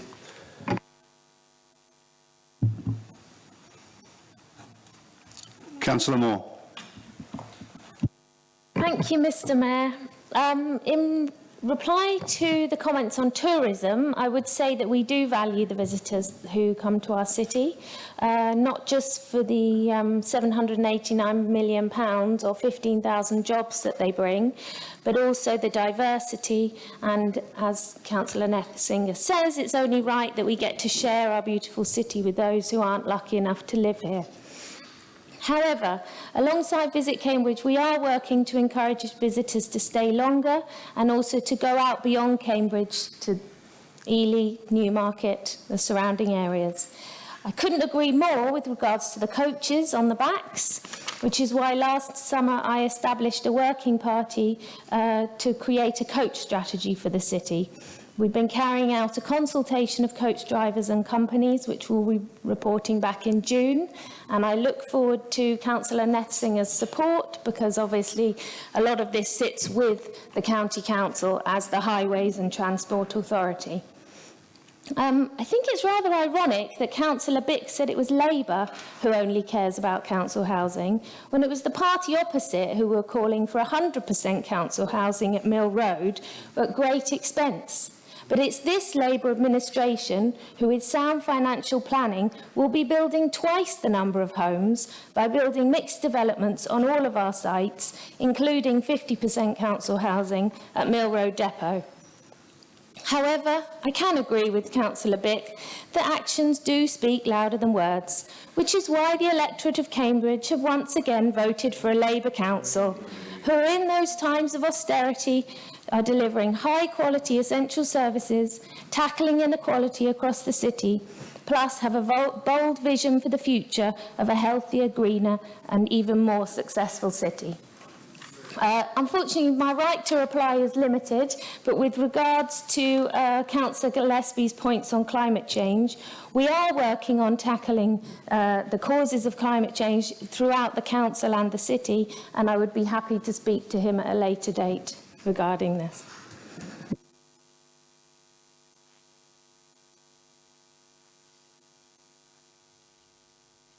Councillor Cantrell. Thank you, Mr. Mayor.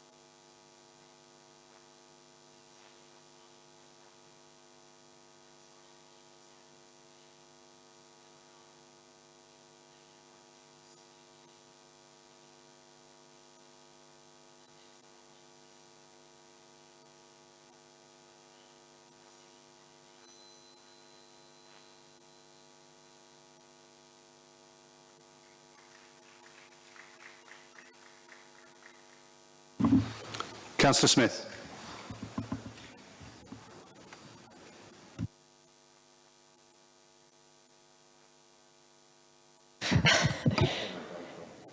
Yeah, stereo. Thank you, Mr. Mayor, and can I also congratulate you on your new high office.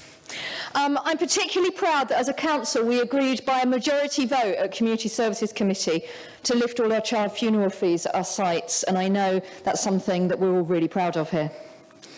I'm also delighted to be overseeing several green initiatives in my portfolio this year.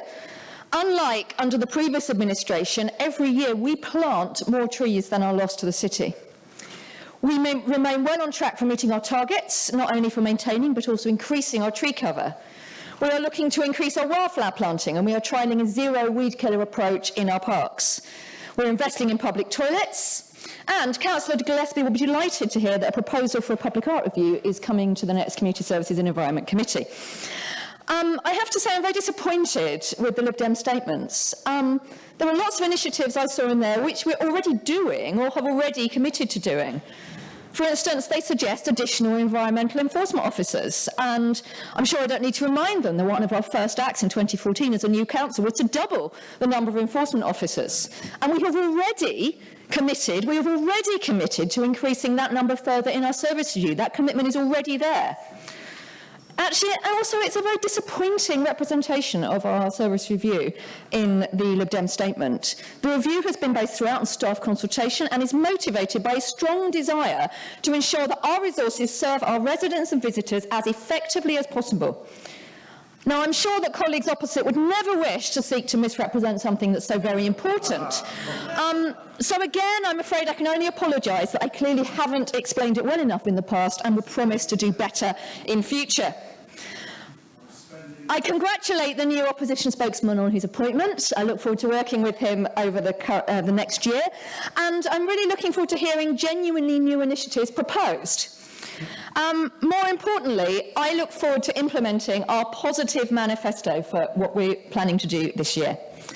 I love this city, and it is an immense privilege to serve it as a Labour councillor here at the City Council. And I look forward to working over the coming year with all those who care about it as much as I know I do. Thank you.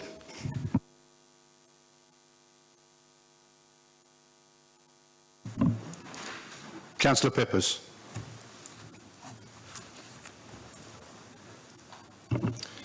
Thank you, Mr. Mayor.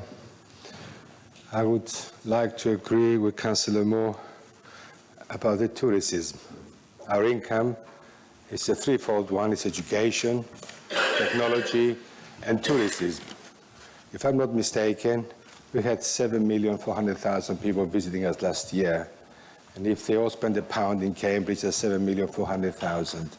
Even the City Council benefits from that visit, the number of tourists. We get on average about 200 visitors in this chamber, with whom we charge them £5 each. So we make about £1,000 a week, just a City Council from those tourists. So they're very welcome. The only thing we need to do is to share the love and just take them away from King's College and put them in some other places also, not just outside King's College. Most people in Cambridge don't deal with the council. The only time they get in touch with us is when we pick up their dustbins, or when they decide to, when they have a problem and they try to contact us. How many of us have we made a phone call to the City Council? Making a phone call to the City Council, I was told by constituents, is a daunting task. It's a horrible experience. Sometimes they have to wait 20 and 30 minutes.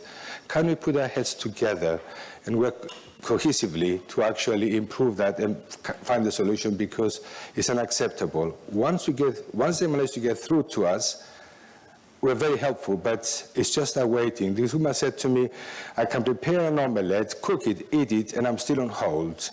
Okay, so that needs to do that. There's the other subject I feel very passionate about is the disabled people. The most vulnerable of our society, who cannot have a full-time job, who rely on us as a generous state, as the rich city of Cambridge to help them, we penalise them. And I feel ashamed for us to have, for £50, we're penny wise, pound stupid we are. Thank you.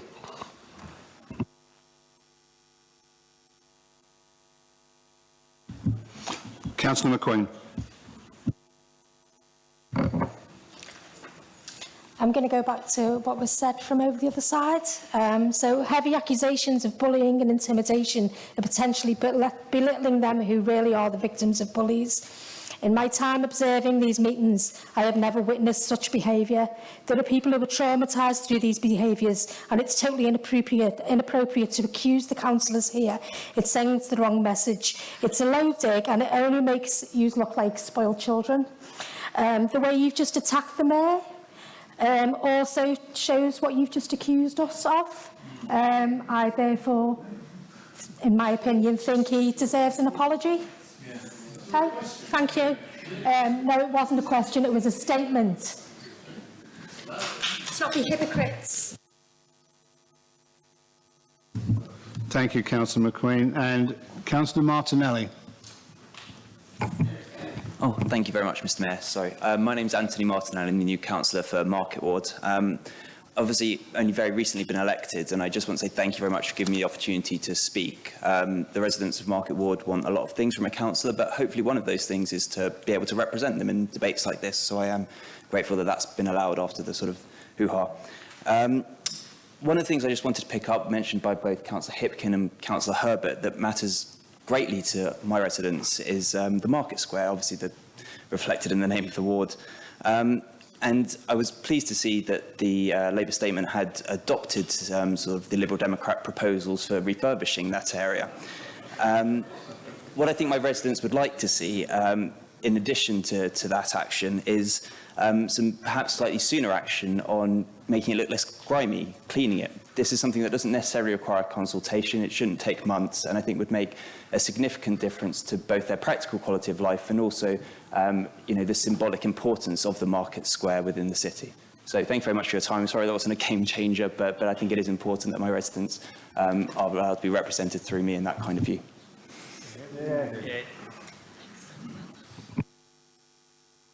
Thank you, Councillor Martinelli. Before I bring Councillor Herbert in for the right of reply, I need to say something, really. In this last debate, I've allowed 16 speakers, 8 from each side. I've denied one of the Labour group, my own group, the right to speak. And I might remind the opposition group that they have fewer members, so they have more than their fair share of debate. I trust the opposition group will show a little more respect for the chair at subsequent meetings.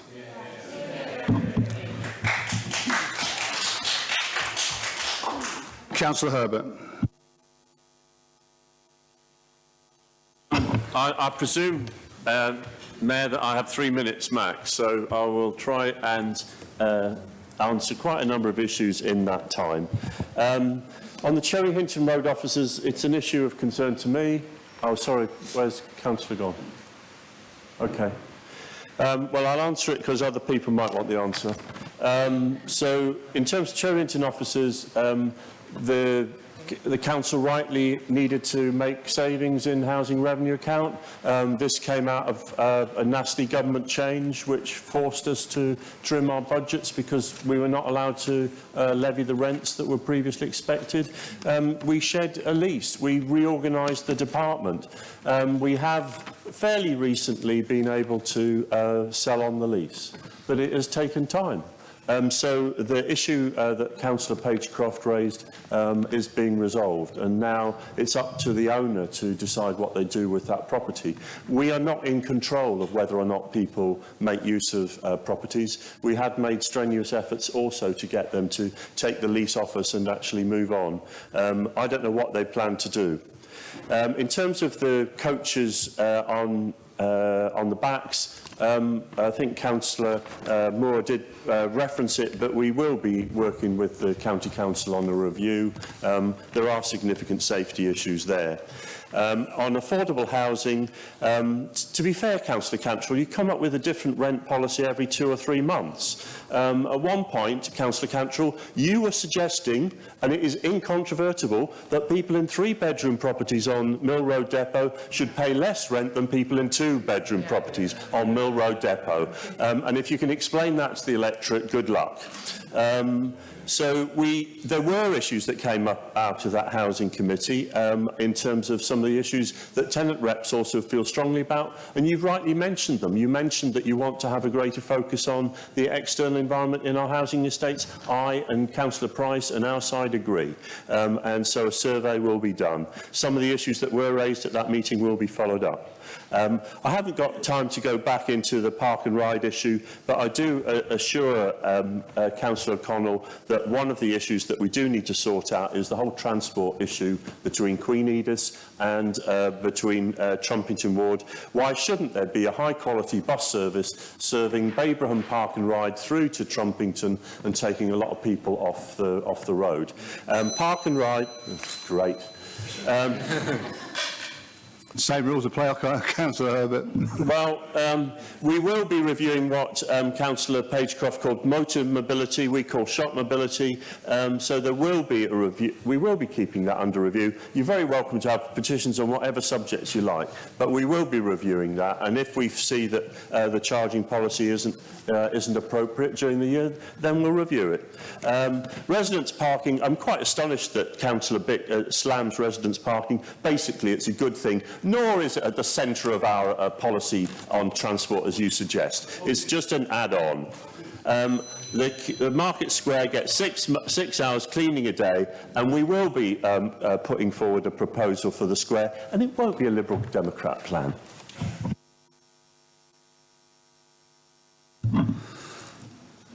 I will now go to the vote. Can I please see those in favour of the recommendation? So that's 26. And those against? None. Okay, we now come to public questions. I understand that Diana Minns, Tina Lynch and Donald Fung wish to address the meeting. Under the scheme allowing members of the public to speak at council meetings, each speaker must address his or her comments to the chair of the relevant committee or the relevant member of the executive. Each question or statement must be limited to 3 minutes, with a further 2 minutes for a supplementary question or comment on something that has been said. Regarding speaking contributions, just to remind members of the public, I will ring the bell when you have half a minute left. And we'll ring it again when your time is up. There is normally an overall time limit for public questioning of 30 minutes, including the time taken by responses to questions, but this can be extended at my discretion. Would Diana Minns please come forward and ask her question?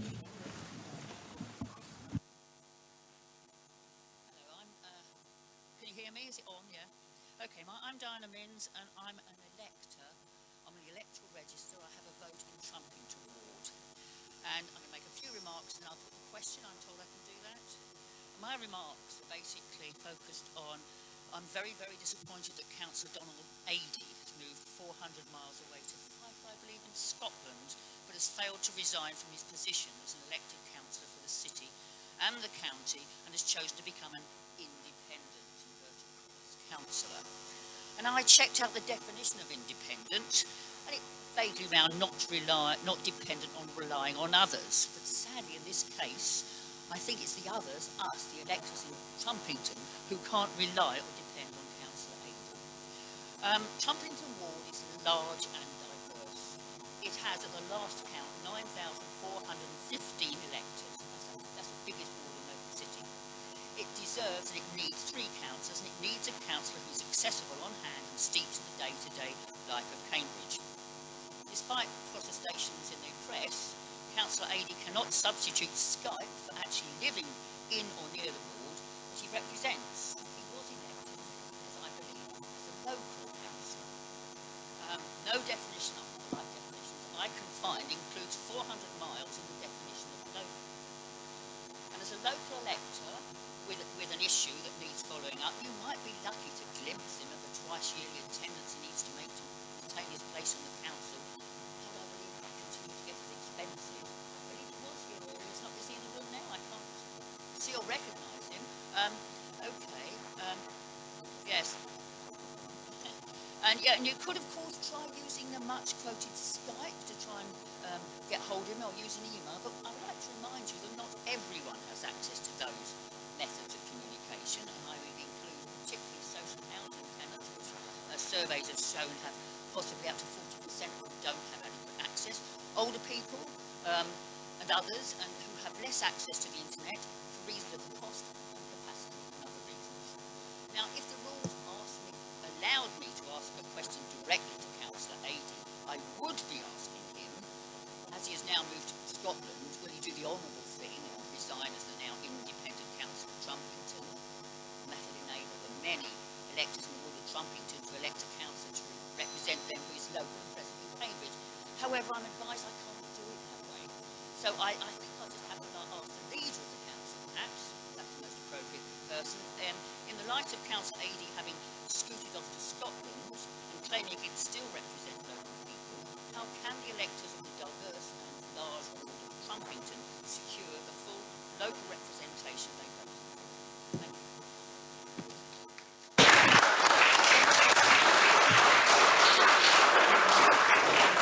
you. Councillor Herbert. I'm going to ask all of the members present to indicate something at the end of my contribution, because I do think that that is a voice of this council, albeit that we aren't going to pass a motion on the subject.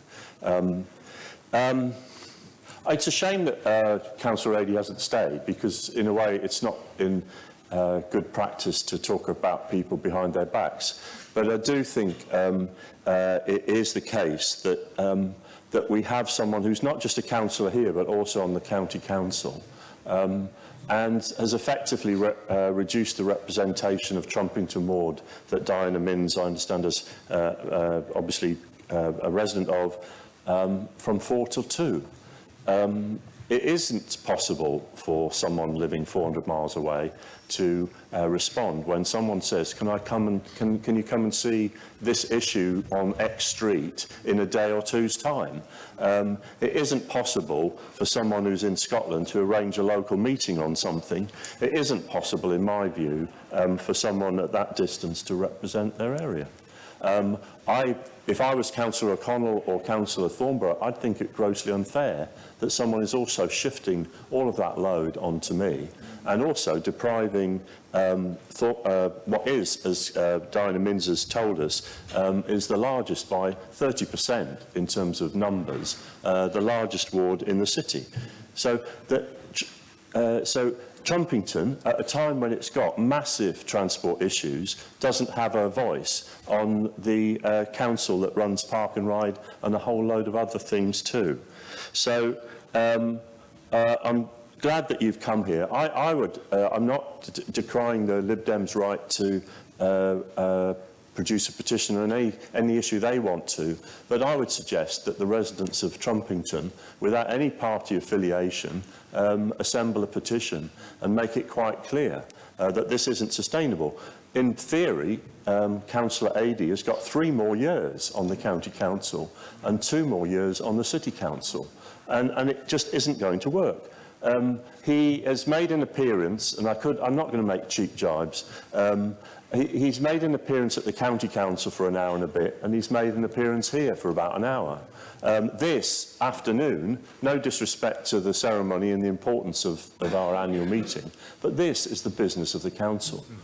This is where we debate the policy and issues. This is where Councillor O'Connell's raised an issue about her ward, other people have raised issues. So I'd like just a show of hands of the councillors of this council just to say, who amongst us thinks that Donald Adey should resign, and resign now? I hope you can take that message back to Trumpington as well.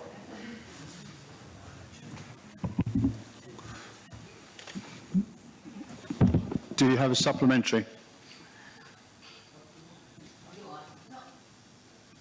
You don't have to. I don't have a supplementary, just I know that technically he can do what he's doing.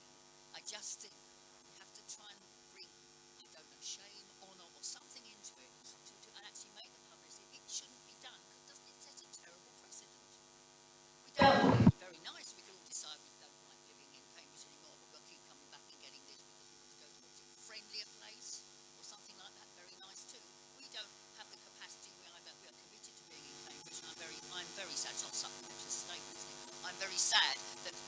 hasn't done, as I say, the honourable thing.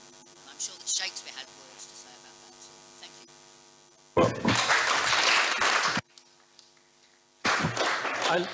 It was unfortunate that he should be doorstepped by a Scottish newspaper and make unkind comments about the very people that he was elected to represent.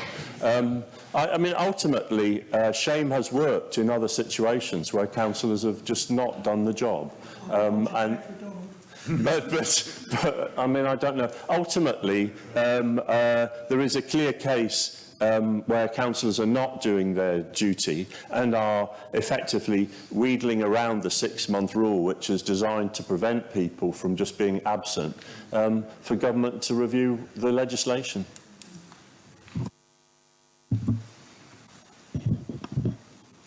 Would Tina Lynch please come forward and ask her question?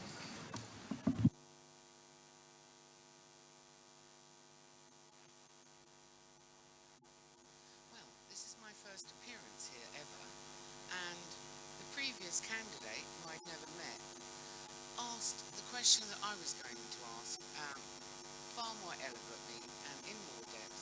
I am a Cambridge, Trumpington voter, I live there, and I just think it's a disgrace. And I thought I might at least see him here and I might be able to talk to him.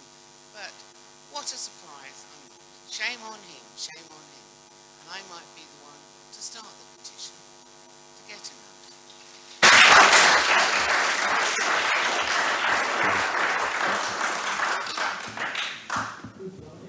Do you want to say anything, Lewis, or you? I think you have. Okay. Would Donald Fong come forward and ask his question? Thank you. I have two questions which I would like to ask. The first relates to the city itself, and I would like to know whether the council has any sort of policy towards Airbnb type properties where they're rented out without the owners living at the accommodation. So effectively they are pop-up hotels. Are we going to wait until it becomes an epidemic in Cambridge before we actually have a solution to it? I've spoken to people in the Planning Enforcement Office. They said that the use of Airbnb properties where the owners are not present is growing exponentially. Why don't we look at cities around the world like Cambridge, Massachusetts, San Francisco, New York, who have had similar problems with Airbnb and have actually done something about it? Why don't we look at the city just down the road to us, Newmarket, who are actively trying to do something about it? Why don't we adopt their mantra, the Newmarket mantra, of protecting the interests of the residents of Newmarket? Personally, I'm very fortunate that I live on a property on Maid's Causeway. The property that adjoins mine is currently being let on Airbnb for 12/14 adults plus 2 children. That is unacceptable. I'm constantly bombarded with minibuses appearing out front of the house, people trundling out, people sitting on the front wall, people around the key safe trying to open it. After that, we have situations where these people are often there for 1 or 2 nights. They are then followed by the cleaners who blocked my access at the rear of my property, so I can't get out of my garage. I have situations where the people who rent the house next to me turn up in cars and they move the dustbins in front of my garage, so I'm blocked in. I registered a complaint with the Planning Enforcement Department in the beginning of 2017. I've recently had a reply by the planning officer concerned stating that he was going to investigate the property on the 6th of April and he would serve enforcement notice at the beginning of May. I've now had another email from him saying that he's now going to inspect the property in the 2nd week of May. I've not had any response from him as regards what's going to happen. Planning enforcement are the most difficult people to contact. They don't return calls. I've left voicemails, I've sent emails, I've left messages with colleagues. They don't respond. This is unacceptable. I think and I believe that they can't respond because they're inundated with too much work. I think from what I've heard today, cross-party, you're all talking about high rent, unaffordable properties. Airbnb are forcing the prices up. Thank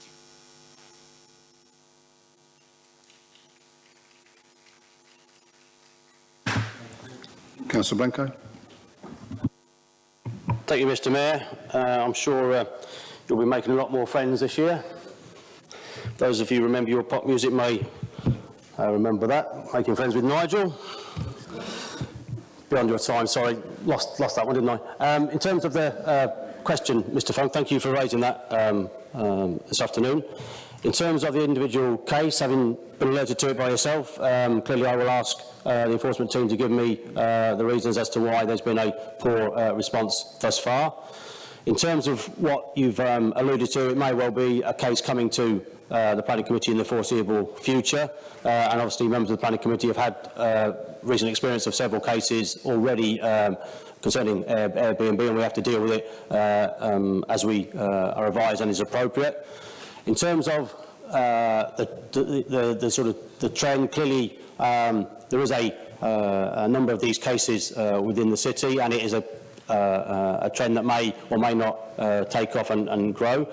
We have to deal with it in terms of our existing plans, and if they are not strong enough, we will have to decide whether we need an appropriate plan to deal with that specific issue itself, and that will again be the remit of the planning and scrutiny, the new planning scrutiny committee and for planning committee members to take on board.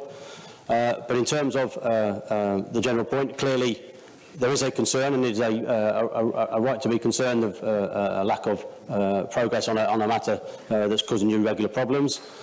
We have, I think, acknowledged the workload for the enforcement team has been very heavy in recent years. It's partly because they haven't been fully staffed, but even when they're now fully staffed, there's still a onerous workload.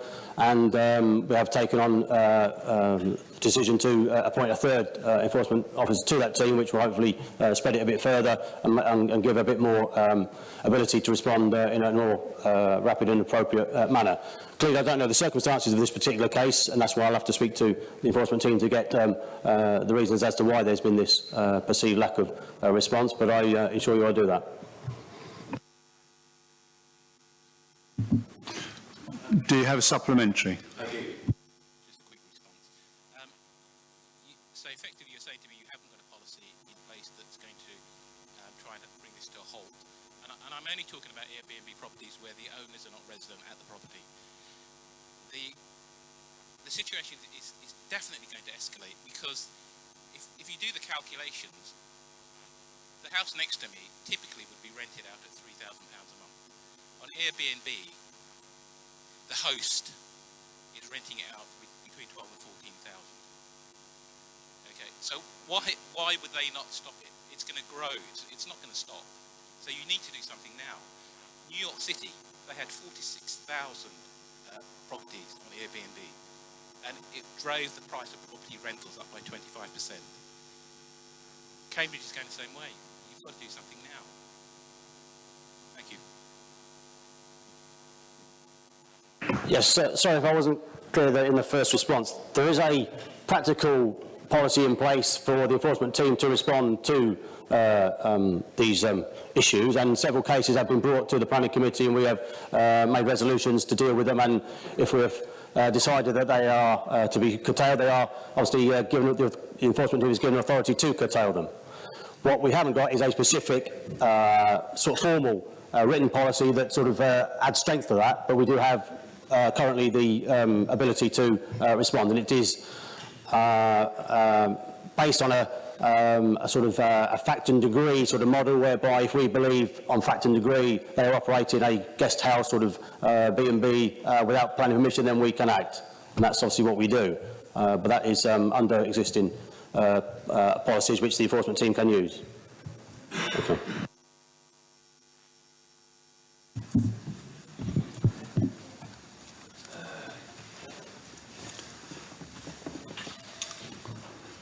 Right, agenda item 14, oral questions. This item will last a maximum of 30 minutes. At the conclusion of 30 minutes, the Executive Councillor, as appropriate, may provide a written response to any questions that have not been covered. A full list of the oral questions is available in the information pack on pages 33 to 34. Will the councillors indicated please put their questions in the order shown? Councillor Gillespie has the first question. Question one, please. The Executive Councillor, Chair or nominee will have up to 2 minutes to reply.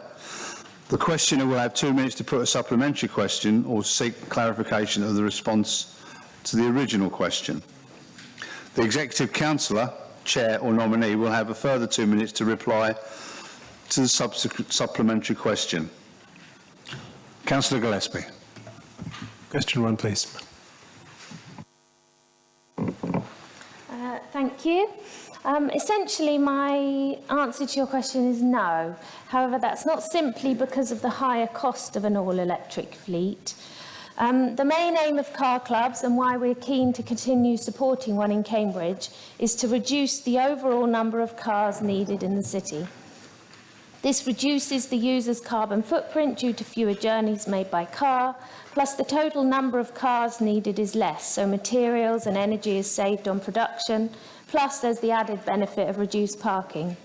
It's estimated, and there are wildly differing estimations, so I picked one in the middle, that every car club car removes 10 privately owned vehicles off the road. So I think we could all agree that that's a benefit to Cambridge. However, in order to be an attractive alternative to owning your own car, there need to be enough cars of suitable size available in the right locations, which means a variety of cars is needed, including cars which can go on long journeys and to where there might not yet be access to charge points. We at the City Council really support increasing the number of electric vehicles in Cambridge, which is why we're replacing our fleet with electric vehicles where possible. We're installing fast and rapid chargers for taxis, and we've just updated our taxi licensing policies and incentives. Despite developments in electric cars progressing swiftly and more charge points being installed, there is not currently the charging infrastructure within Cambridge, the county or across the country to ensure that a purely electric car club fleet would be workable. If there are not the cars available in the car club that people want or need, then they won't join and it simply won't work, which would defeat the whole purpose. We want a car club scheme that works, which means providing a variety of cars.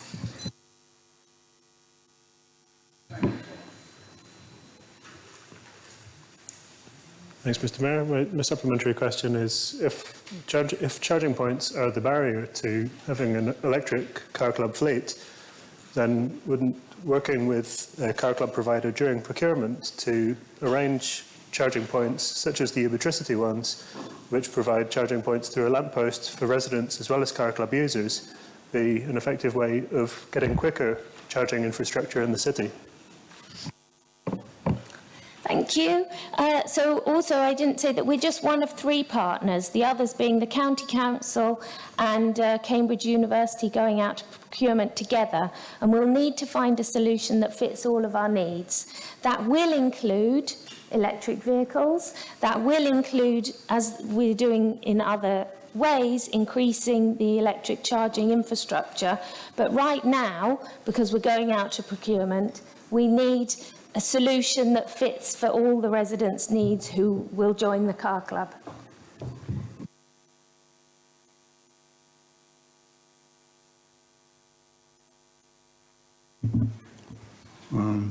It's Councillor Cantrell. Question number 2, Mr. Mayor, to the Executive Council for Housing. Thank you. Mr. Mayor, the simple answer to Councillor Cantrell's question is yes. Now, I've done this before and sat down, haven't I? I'm not going to do that today. I do, however, and I'm sure he's asked me the question in order that he can find out in what ways we already do. I've got many ways that we already do here. It will take longer than 2 minutes, Mr. Mayor, so I will deliver what I can within that time, because I wouldn't want the wrath of you coming down on me for overstepping the mark. This council goes way beyond its legal obligations to our tenants in social housing. The work we do fits the council's overall vision of one Cambridge Fair for All. caring for our environment and our people, creating a great place to live and learn and work. We support for older tenants, the Independent Living Community Support Service, which maximises income and pension poverty project, community alarms, welfare checks, digital support, empowerment. Tenancy support. Our tenancy sustainment service provides 19 units of move-on accommodation at Ditchburn Place and offers bridging support for those with mental health problems. Resident engagement. We are very active in this area. At the last STAR survey in 2014, we drew up and had implemented an action plan to improve life for our tenants and leaseholders. We employ 2 estate champions who undertake a programme of proactive engagement with our residents, including community environment skip days, homeless prevention. On a cross-tenure basis, we and our partners supported 1,240 people to prevent homelessness. Strong support communities. We work closely with our colleagues in community development. Domestic abuse. The Council is looking to strengthen its policy and operational responses to domestic abuse. Financial, digital and social inclusion. We do some significant work to support our tenants in this regard. For example, digital champions work with older people, intensive benefit cap work to mitigate its impact on our tenants. That'll do then. Oh, here's the supplement. Thank you, Mr. Mayor. I'm sure the Executive Councillor would have reached this particular item on his list, which is response repairs. That legally, we have no obligation to provide free response repairs, but operationally, we've done so over many years across all our social housing tenants.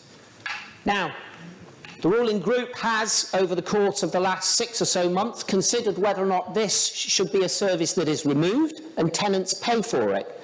So I welcome the Executive Council's commitment to go beyond the legal necessity in relation to our social housing tenants, and I'd like him to give a commitment today in this chamber that you will continue the same level of standard of service for response repairs across the whole of the social housing tenant portfolio that has been enjoyed by tenants for many years going forward, and also ensure that is enshrined legally in the tenants' agreements. Thank you. And pest control, yeah. Thank you. Thank you, Councillor Cantrell. I did wonder what the actual question was about. It's always easy when we know what the question is. I can give you possibly a longer answer at that point. We are still looking at that. As you know, we withdrew the report for this because it wasn't fit for purpose. Work is still being done.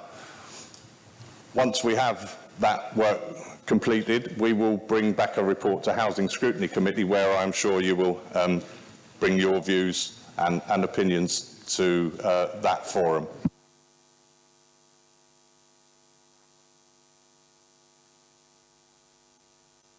Councillor Martinelli.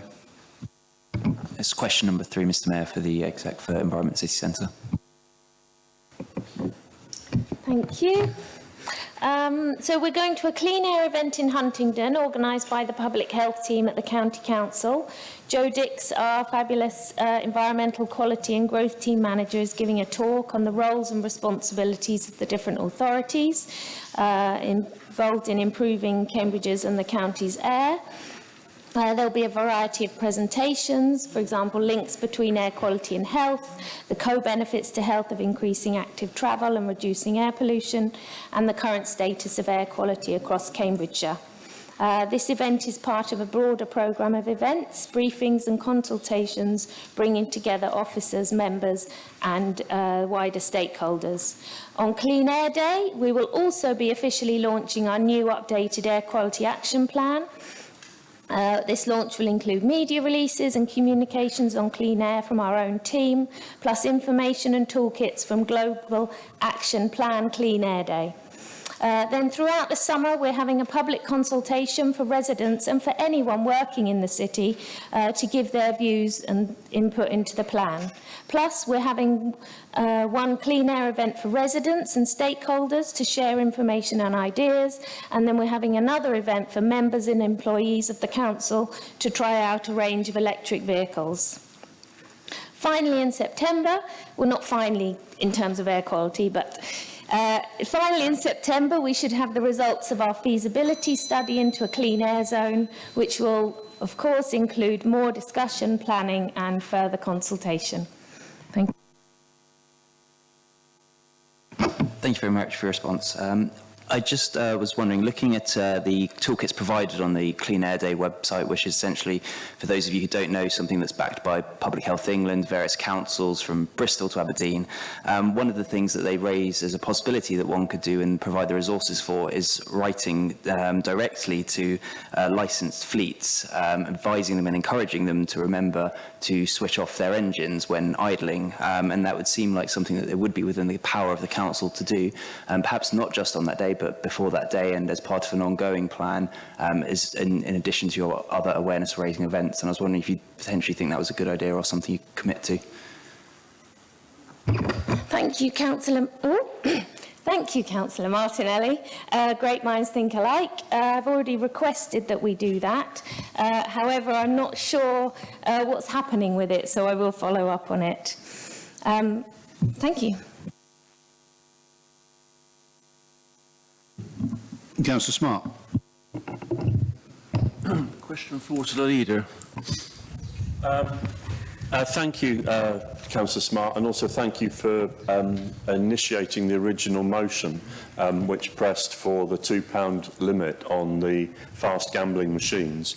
We did receive responses both in email from Heidi Allen MP and also by way of a meeting that I'd had with Daniel Zeichner. The more substantial response was that the government, not necessarily solely because of our pressure, but I do think it was a very timely motion, agreed to limit the fast gambling machines to £2. Previously, people could literally end up thousands of pounds worse off in a day and with their lives destroyed. And whilst there's still many issues in the social responsibility of gambling, I do think that the motion that you originally proposed and was supported by this council made an impact, and it was a good statement on behalf of the city, because people have been exploited by the large betting companies for far too long.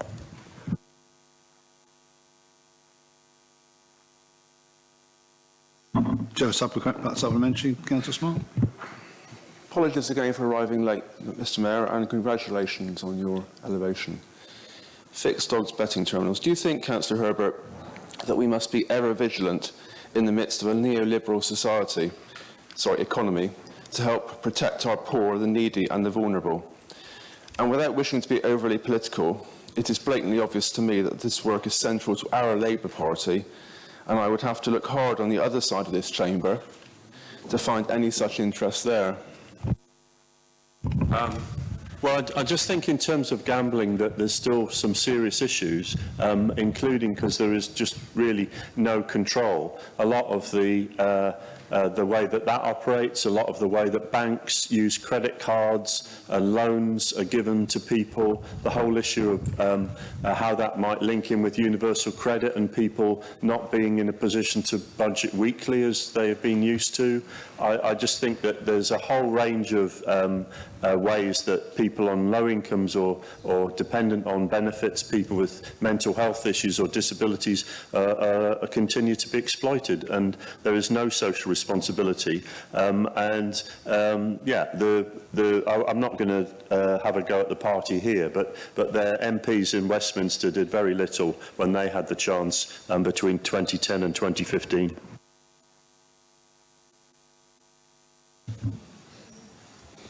Councillor Barnett. Question 5, please. Mr Mayor, our summer holiday programme, Play Days 2018, will run for 4 weeks from the 30th of July to the 24th of August and will include a range of activity, including our Big Wednesdays. Partners will include Cambridge University Museums, Amy and Speechmatic. The programme will be distributed to all primary school children and will be available on our website and will be giving copies out at the big weekend. The programme is aimed at school-aged children and their families and will be actively encouraging parents and carers to play too. Whilst attempting to have a city-wide approach to play, our resources will be targeted on those areas where we appreciate there is the greatest disadvantage and limited play opportunities available. The Big Wednesdays, however, will be hosted on our bigger destination parks where parking is provided. These events have historically generated large numbers of families from across the city and give us an opportunity to promote our year-round programme, including the Cambridge Community Scrap Store. Prior to the summer holidays, our project leaders are going to be working in local neighbourhoods towards an inter-recce football tournament that will happen on the first day of the summer holidays, which is the 25th of July at Pyrec. And next week, May half-term, we will have a programme of events which will culminate in a city-wide event on Friday the 1st of June at Parker's Peace to celebrate International Children's Day.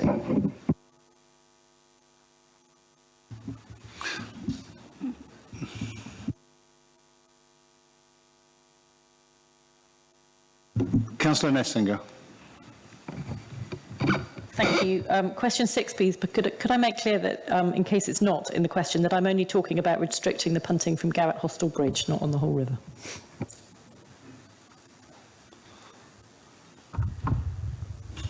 Thank you, and congratulations to Mr Mayor and Mrs Deputy Mayor. I hope you have a good year, both of you. As you may know, the Council has sought an injunction to prevent unauthorised use of the slipway at Garrett Hostel Lane, and we are waiting. The case was held in the High Court on the 9th and the 11th of May, and we are currently awaiting judgment. If successful, the Council would be able to take enforcement action to stop the use of Garrett Hostel Lane for commercial punt operations. The Council is aware of the issues of congestion and disruption to pedestrians and cyclists, and that is part of the reason for seeking an injunction to stop this use.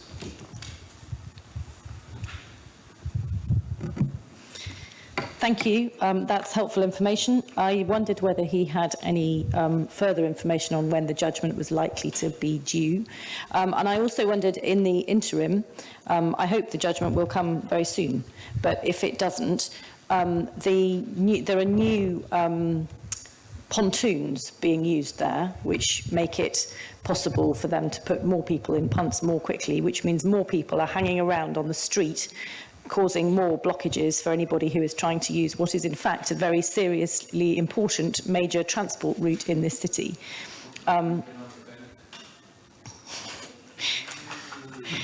Councillor Hipkin is asking about the economic benefits. There are economic benefits from tourism, but there are not economic benefits from having that very important transport route blocked, and it's a matter of managing such matters. In the interim, until the punting can be got rid of entirely, which I hope will happen soon, I wonder whether the ruling group might look at ways of making sure that people who are waiting for punting there are better managed and kept off the major transport route, particularly the cycle route, to make it more possible for people to use it. I think better policing of that area would be very helpful. Thank you. I think we're all in agreement over the problem down there. We're hoping for a judgment next week, but the judge is in the hands of the judge.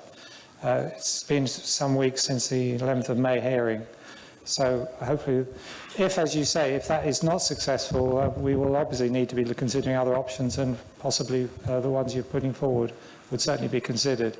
We're hopeful of a better result, though, than that.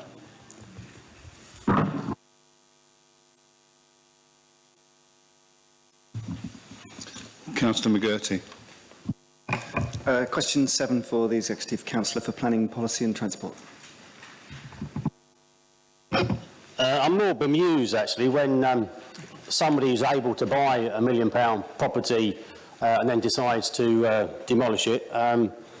We've had countless examples of this over recent years, and clearly they have their reasons, but it feels like it's a real-life version of Monopoly, doesn't it? It's like we see these character buildings and clearly well-loved buildings by the local community taken on normally by new owners, and demolition ensues.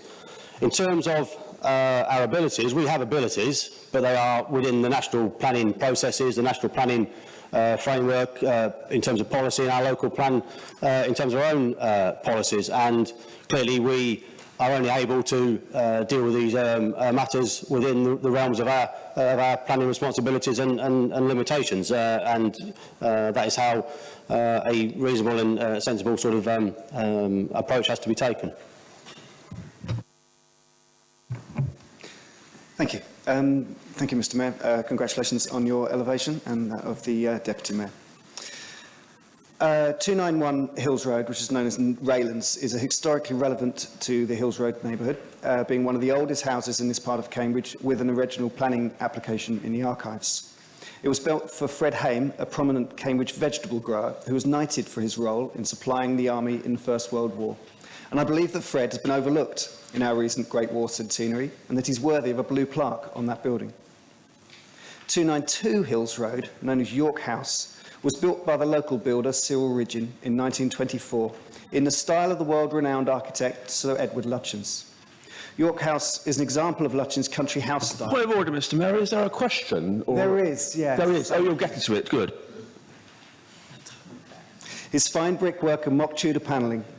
It was in the Ridgeon's family for 3 generations, and I believe it's one of the finest houses on the street. Will the Executive Councillor work with me to explore urgently registering the 2 properties I've mentioned as buildings of local interest, which, while it may not be a guarantee of protection, might provide some protection from this form of preemptive demolition? I've had this request from a well-known local resident, and I've said no to her, and I will have to say no to you. I'm sorry, that is my opinion on the matter. And it is backed by evidence from both English Heritage and our own conservation team.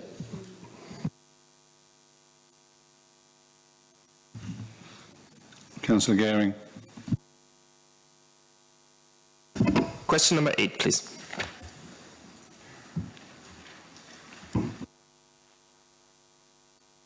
Me as well. In terms of recent changes, the only recent change that has been put forward has been to improve the delegations to the enforcement team, whereby they are able to tackle breaches and issues involved with applications in a more speedier fashion, which carries on from the question and was asked by the public speaker, and the Plenary Committee unanimously endorsed that approach and agreed to that. In terms of the shared planning service, which I think this probably alludes to, clearly we are working with South Cambridgeshire colleagues, and I will now be working with new South Cambridgeshire colleagues to make sense of the shared planning service, but it's something we are committed to, and I believe the new administration in South Cambs are equally committed to. And clearly we will make sense of that between us. And so far there have obviously been staffing restructures and staffing changes to make sense of the harmonisation of the 2 councils coming together in a shared service. But that's as far as we've got. Thank you very much, Mr. Mayor. Thank you very much for this response. I'm slightly concerned about the euphemism of harmonization, right? Because we know that in terms of public engagement, in terms of the possibility to call in applications, South Cambs, after, 40 years of Tory rule, is way behind the level of engagement in the city. And so you talk about harmonization, I would call that lowering of standards. I'm very concerned. The Labour group can't have it both ways, right? So on the one hand, you say, oh, don't put planning applications into the area committees, but then when they go to the overall planning committee, you say, oh, there's so many applications, we need to really deal with the calling in system. My residents are greatly concerned that, well, the new head of planning in his briefing said as much. He said, we can't have two different ways of calling in, and so we need to restrict it to what South Cambs has, because that's the lowest common denominator. I don't think we can just dismiss that. My residents are very concerned that this vital function of calling in applications of huge concern will be limited. I'll use the term harmonisation to talk about the planning processes that obviously, in the practical terms, both ourselves and South Cambs deal with applications on a day-to-day basis, and clearly a shared planning service needs a sensible shared process to make it more consistent across the board so that applicants and residents and developers are able to interact with us in a more consistent way. In terms of the democratic side of it, those discussions will take place, I'm sure, because there are different ways that South Cambs deal with applications compared to us, but we may decide that our way is the best and we want to keep it as is. But clearly we will learn from each other and we will speak to each other to make sense of how we go forward. But at this stage, no proposals have been made to alter the way call-ins and democratic sort of decisions are made at the City Council, and obviously that is currently the case.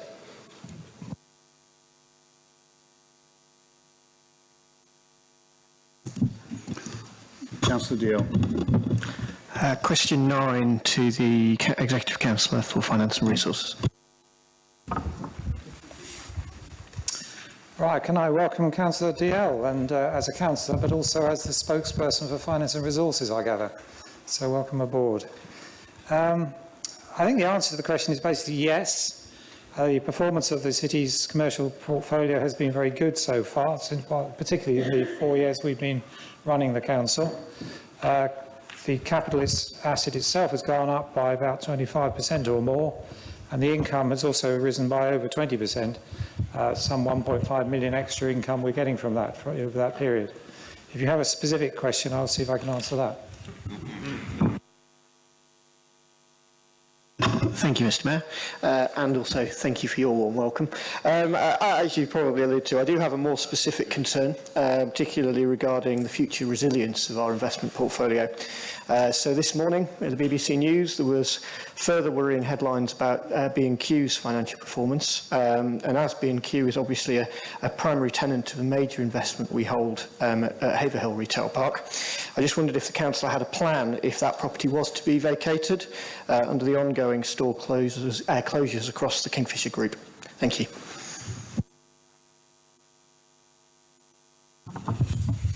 I'm not going to isolate the answer to the single property because, of course, we need a wider perspective generally. The economy of the city and the country is changing quite a lot, so we need to address that. When we considered the performance of the commercial property portfolio and decided to invest more money in it, we were concerned that in many ways the retail sector was outperforming or outweighing the balance of the portfolio, particularly in the city.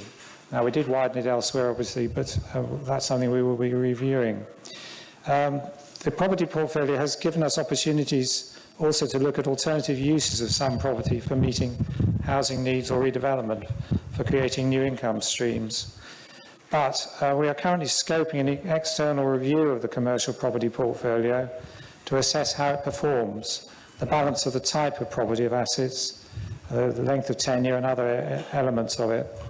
And this will help us further develop our asset management strategy in relation to both commercial property portfolio and other operational buildings.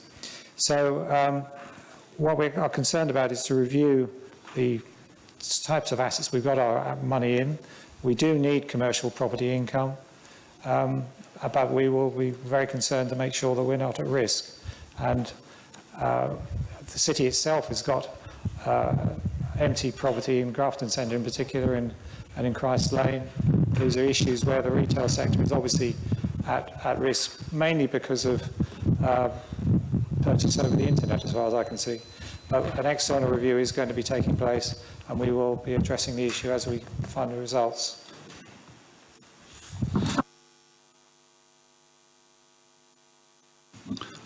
Councillor Shield. Thank you, Mayor, and congratulations, and also to the new Deputy Mayor. Question 10 to the Executive Councillor for Streets and Open Spaces.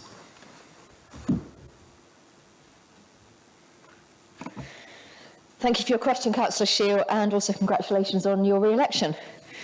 Our frontline teams work extremely hard throughout the year to ensure our open spaces are kept free of litter.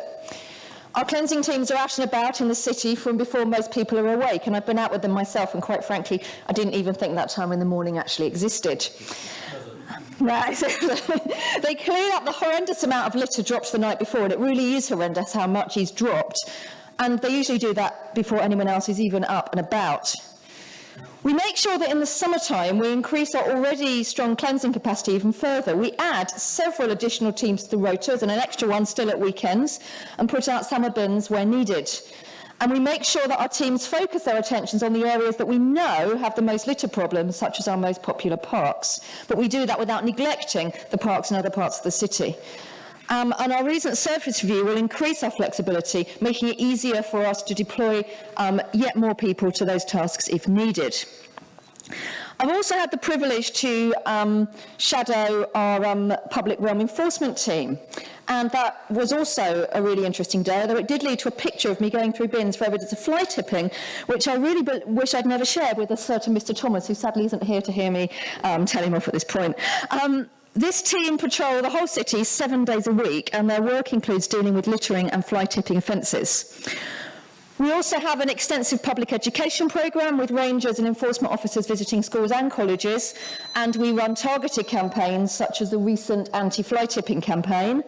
This summer we will also be running a citywide anti-litter campaign, working with targeted shops and fast food outlets, language schools and news and social media outlets, with an increased level of targeted on-site work from that team, including signage and increased patrols.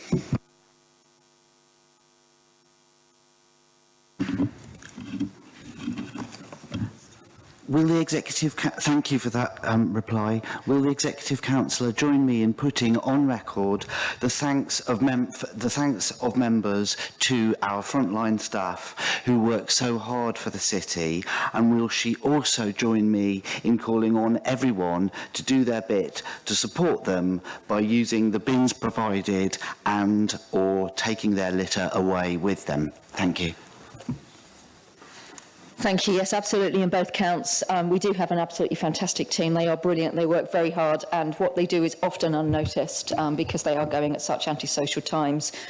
And I quite agree. What really struck me on all the times I've been out with our enforcement and our street cleansing teams is that almost all of what they do is clearing up things that shouldn't have been there in the first place.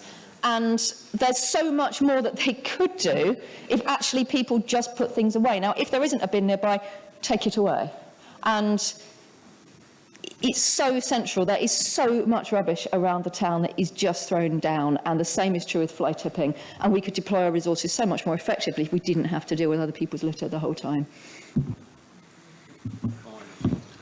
Well, we've actually gone over the 30 minutes for public questions, so any questions uncovered will be answered by the relevant executive councillor. I'm going to call a 5-minute comfort break. 10. Right. The same thing.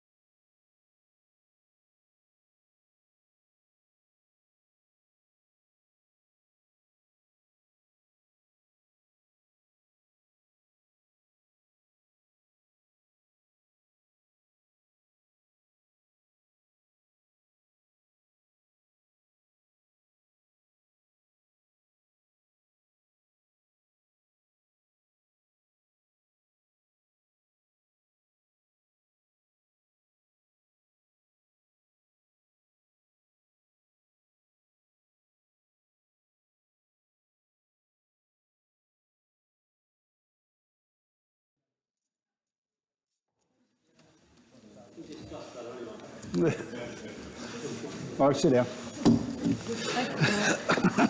Thank you. You're welcome. Even if you did spray me with water. Right, where are we?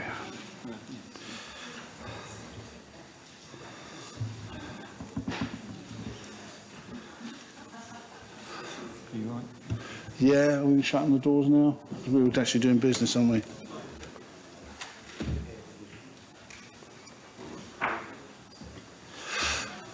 Now to agenda 15, item 15A, motion to the council. The mover and seconder have up to 10 minutes between them. The proposer and seconder of the amendment also have up to 10 minutes between them. All other contributions are up to 3 minutes per councillor. I now call on Councillor O'Connell to speak to the motion. Thank you, Mr. Mayor. Last night, I led a small group of kayaks and canoes on a short journey from Cambridge Canoe Club on Cove Fen towards Grantchester. The club routinely conducts such trips, and sometimes, as last night, we have the specific aim of doing a river clean. Fortunately, the kinds of people who frequent the green spaces towards Grantchester, including the tourists, seem to have become a more conscientious group over the last few years, more conscientious perhaps than some visitors to other green spaces in the city. And I can report that we collected relatively little litter. But that stands in stark contrast to my experiences elsewhere. A couple of weekends ago, I was also out on the water, and I was somewhat surprised when I passed through a garbage patch floating past us, including a number of plastic water bottles and other plastic waste. I was surprised because I wasn't in a kayak or a canoe at the time. I was several miles offshore in the English Channel. It's not the first time I've encountered waste at sea, and sadly I doubt it will be the last. Even further afield, as I was writing this motion, I saw that a new record has been set, reported earlier this month, the world's deepest plastic bag, found at the bottom of the Marinara Trench, nearly 11 kilometres deep in the Pacific. Now, not all marine waste is plastic, certainly, but plastic is deserving of being singled out for being particularly harmful to the environment. When I was younger on Newsnight, it was all about plastic rings from 6 packs of beer getting stuck around the necks of seabirds. But we now know that plastic in the water is far more harmful than that. When plastics finally do break down, and it can take a very long time, they end up as small particles that fish mistake for food. And also, they're releasing poisons into the water, either as a result of toxic substances used in their manufacture or toxic substances they absorb on their journey from production to ending up in the water. Now, unfortunately, and I hope I don't put anyone off their dinner with this, it's likely that those of us who are in this chamber right now have actually ingested some of that plastic because it finds its way into fish like cod and haddock, which we eat if you like a trip to the fish and chip shop. Unlike many other challenges facing humankind, including some other elements of environmental change, this is actually something where we can certainly think globally and act locally. Waste can end up in our river here if it's not collected, and it does get washed out to sea and into the oceans, added to by waste from every other town and city, on the River Cam, on the Great Ouse, and every other watercourse in the UK, in Europe, globally. Millions of tonnes of plastic every year. It's all too easy to ignore. By and large, it's out of sight. Now, we've just heard the previous oral question was about waste management. It seems appropriate. That can help reduce some of the pollution, but it's not the entire solution. We need to eliminate this at source. Now, I'm going to start really locally. The coffee and water machines outside the committee rooms. It's not actually possible, if you bring a reusable cup with you, other brandings are available, to get a drink from the coffee machine without it giving you a plastic cup. Even if you tip it into one of these, you're going to end up throwing the plastic cup in the bin.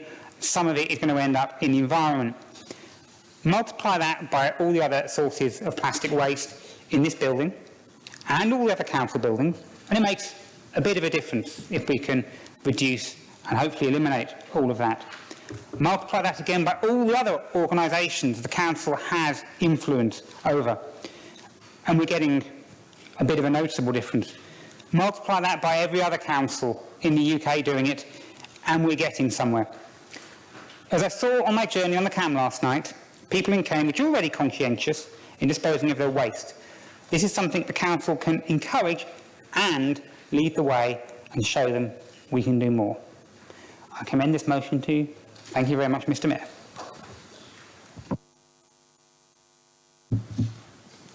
Councillor Connell, do you have a seconder? Would you like to speak now, or do you reserve your right?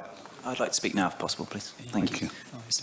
Mayor. So I'd like to thank Councillor O'Connell for her eloquent speech in support of this motion, which I think is at once timely in that it comes at a time of increasing public awareness of this issue, and yet also overdue in terms of the fact that a lot of the issues raised and the damage had been done over a number of years by inaction on points like this.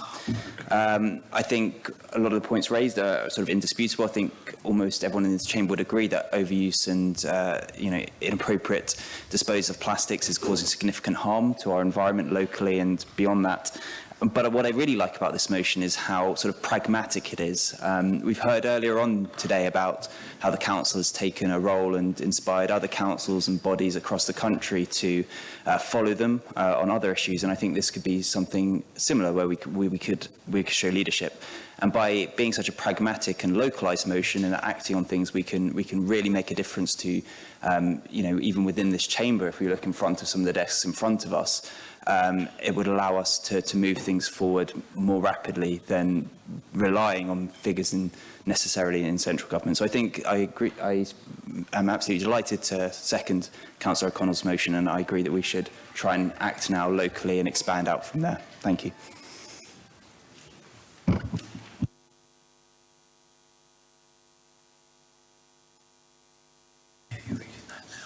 Okay. Councillor Moore has given notice of an amendment which is on page 35 of the information pack. I understand Councillor Thornborough will second the amendment. You have 10 minutes between you. Councillor Moore. Thank you, Mr. Mayor.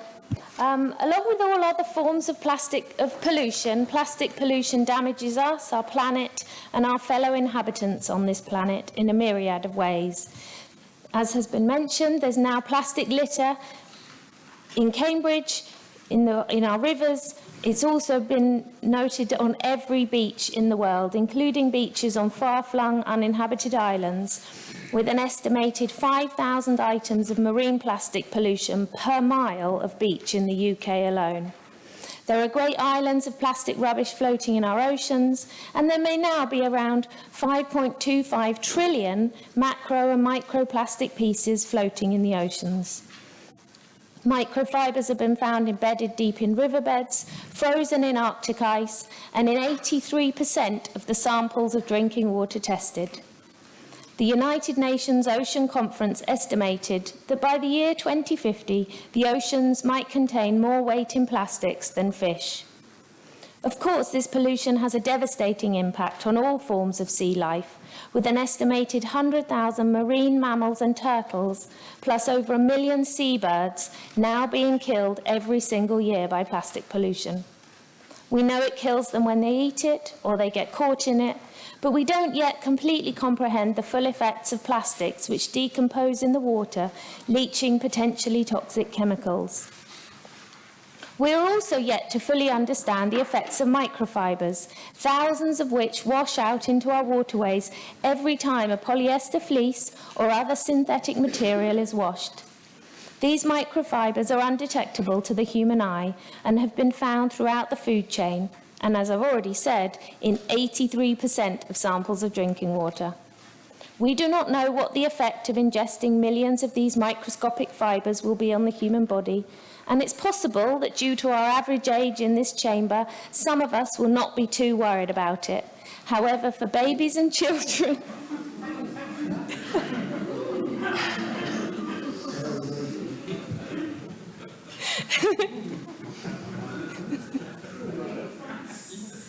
However, for babies and children drinking increasingly contaminated water as they grow, it really can't be good for their growing bodies. To solve this crisis, we really need swift government intervention and new legislation. When I was a child, we had the terrifying hole in the ozone layer. Governments acted together eventually to ban CFCs, and the growth of the hole slowed and is now at last beginning to heal.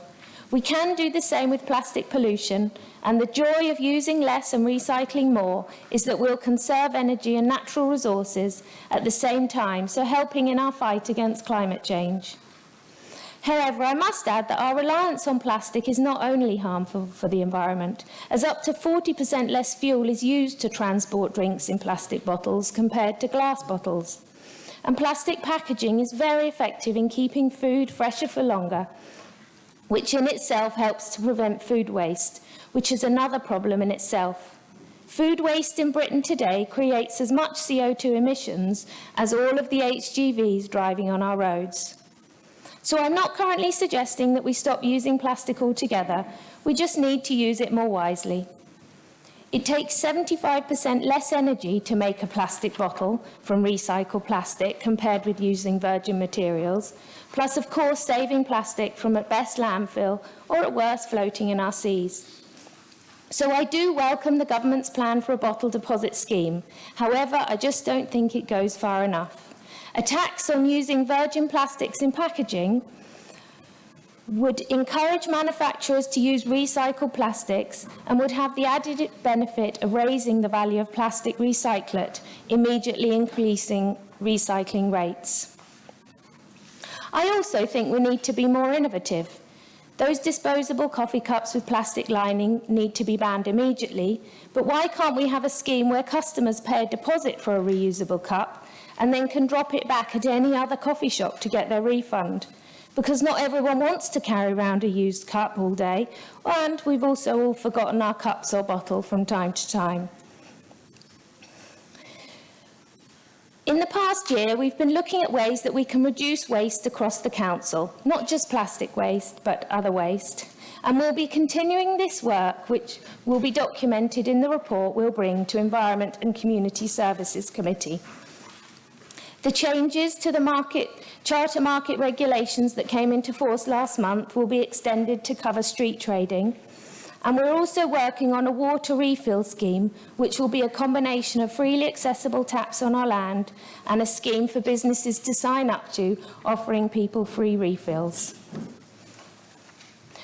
Zero waste is not just about stopping plastic pollution, but also saving much needed energy and resources. Oh, sorry, I've lost my notes. Never mind.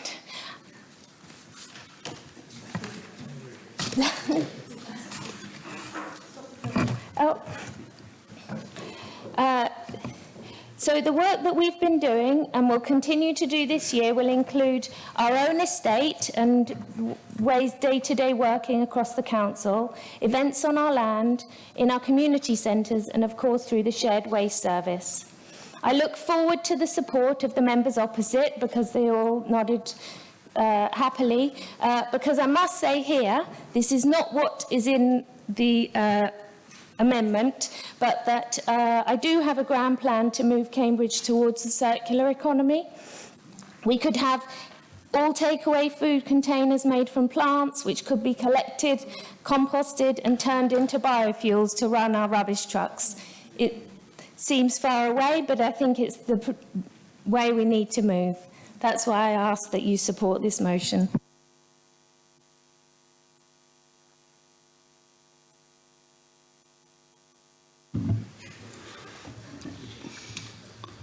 Would the seconder like to speak now or reserve their right? How much longer is there? I'll just come into that. If you have 3.5 minutes. I'll say something quickly now, thanks. Okay, go ahead. Yes. New Mayor, ladies and gentlemen, officers and fellow councillors, I'm really honoured to be here, and it's a privilege to represent the residents of Trumpington who voted for me during a NIFED election.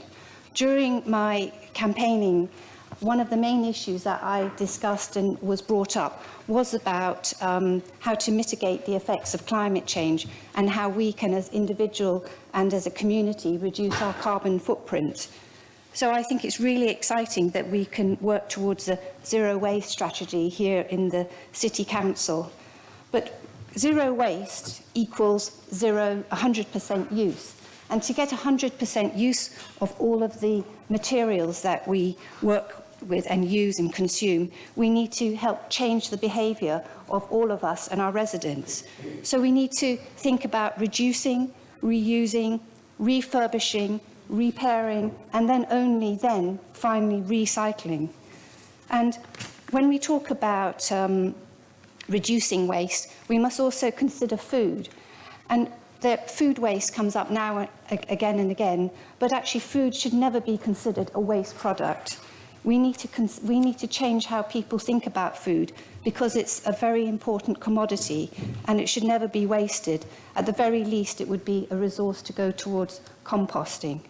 But coming back, the waste issue is very important, and bringing in plastics into the top of this and into the middle of this zero waste recycling is important, because, as Councillor O'Connell said, it can last for so many years. But I would support Councillor Moore's amendment to go further. Thank you.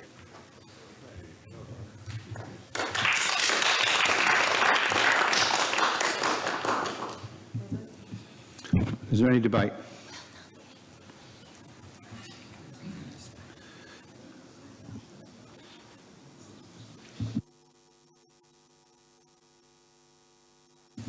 Councillor Gillespie. Thanks, Mr. Mayor. I'm happy to see these motions and amendments come forward.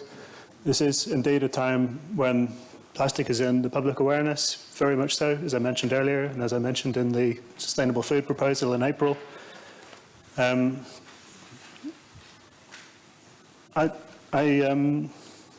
do support the amendment, although I would rather say require all caterers working on City Commission events to, rather than encouraging all caterers working on City Commission events, because I think we do have power over how our events are run, and we can require that caterers use the best products, and we can recommend them as well. We can highlight products like Cha, a local business which has brought in its own deposit scheme, water in a box, a completely biodegradable water container, better than a plastic bottle of water. It's important that when we set out metrics for capture of plastics in recycling bin, we don't just aim to recycle plastics, but reduce the amount of plastics in circulation as a whole, and increase the proportion of plastics which are captured from those that remain used.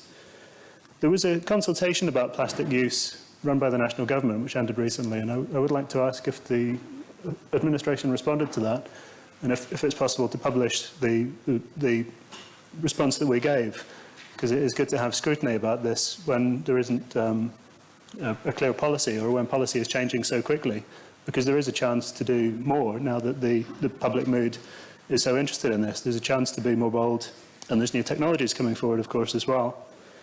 I'm a little, well, I'd like to recommend Kerry McCarthy's 4 points about single-use plastics, the MP for Bristol. She's written recently about big coffee shop chains and the hot drink cups that they use that have plastic which can't be separated from the paper, making them hard to recycle. I'm concerned that these may still be valid under the new market regulations, and want to be sure that they're not. She's talking about mandating that all new plastic bottles by 2023 must be made of 50% recycled plastics, helping to create more of a market for the recycled product, and trying to get manufacturers to pay significantly more for the cost of recycling plastic in their products, like the film on bottles, on the all the secondary plastic that's used, with the principle being that the polluter should pay, which I think is perfectly fair. On the topic of the end product for plastic, I think the mention of a circular economy is very, very welcome, because I'm concerned that the incinerator plant will allow us to sweep the problem under the carpet and pretend that it isn't the problem, the amount of plastic that we use. So I'd like us to also encourage the government to introduce an incineration tax, which apparently they're considering to increase plastic use. Thanks.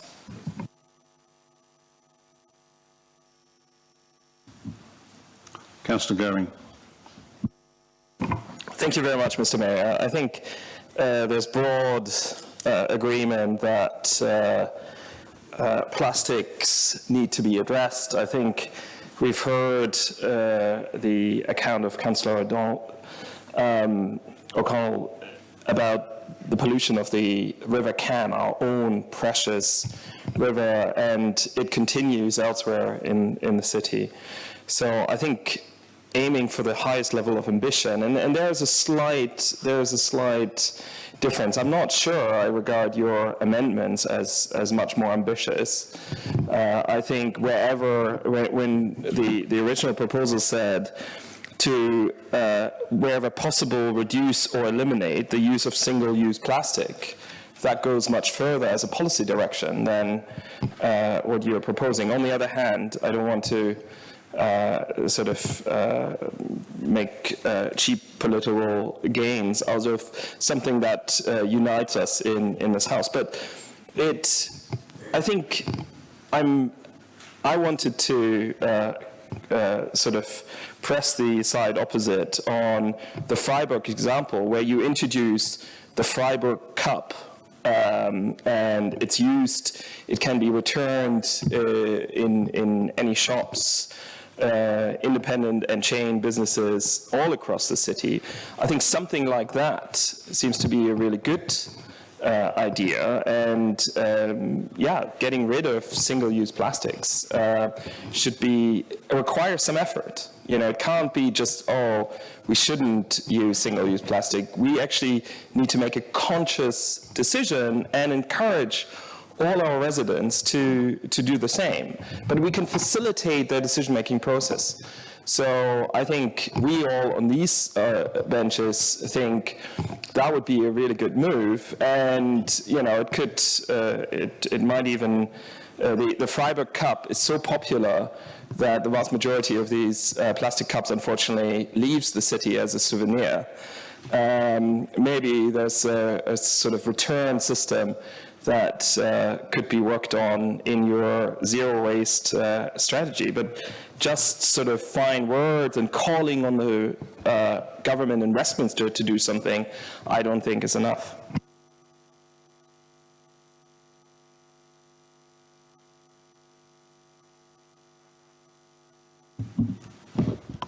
As there's no other speakers, I will now go to the vote on the amendment.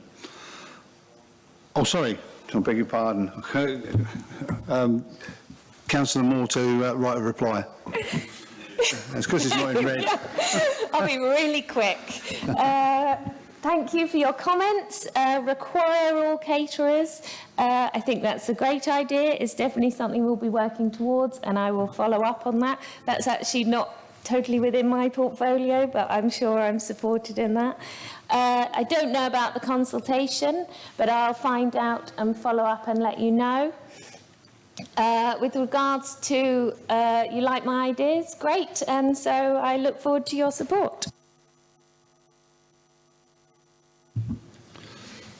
Councillor O'Connell.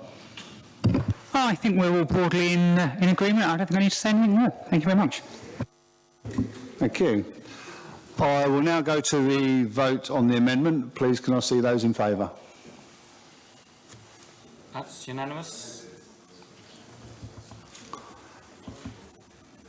And now to the vote on the substantive. Those in favour? Yeah. Thank you. Unanimous, yeah? Okay. Thank you. Now to agenda item 15B, motion to council. The mover and seconder have up to 10 minutes between them, and the proposer and seconder of the amendment also have 10 minutes between them. All other contributions are up to 3 minutes per councillor. I now call on Councillor Cantrill to speak to the motion. Thank you, Mr. Mayor. Cambridge is a successful city with a buoyant local economy, a skilled workforce, and a low rate of unemployment. However, Cambridge faces significant challenges. It's often cited as one of the most unaffordable places to live in the UK, driven in part by the high costs of housing, which remain materially out of step with local wages. In the last 3 years, rents in this city have increased by over 15%, but employees have not had a corresponding increase in wages. If you go to an employment website, you can still see job vacancies in Cambridge at materially below the current real living wage rate of £8.75. Poverty in this city expresses itself in many ways, and in particular, in-work poverty has been highlighted by the interim report recently published by the Economic Commission as part of the Combined Authorities review of the broader economic position of the region. So low pay, therefore, continues to significantly impact Cambridge residents. Now, this council has a track record of being a strong voice on the issue of fair pay. The Liberal Democrat group, when in control of the council, introduced the real living wage in 2013 and started the process for the council to be accredited with the Living Wage Foundation. This provided a foundation for the council's approach to fair pay over the last 5 years or so. The current administration has continued this direction of travel, initially driven by the passion of former Councillor Owers and sustained by other members present. So we have over 50 organisations who pay the real living wage, ranging from local charities, like the one where I'm a board member, Winter Comfort, to, eventually, Cambridge University. More recently, we've seen the introduction of the minimum wage for our direct employees, helping some 27 staff out of our 830 employees. But I don't believe these actions are enough. When we know that the issues that have and are driving the cost of living in this city will not be addressed in the near term, particularly in relation to the cost of housing. We all know that the imbalance in relation to the housing supply and demand is something that we and other stakeholders cannot address in the short term. It's a medium, long-term issue that needs to be addressed.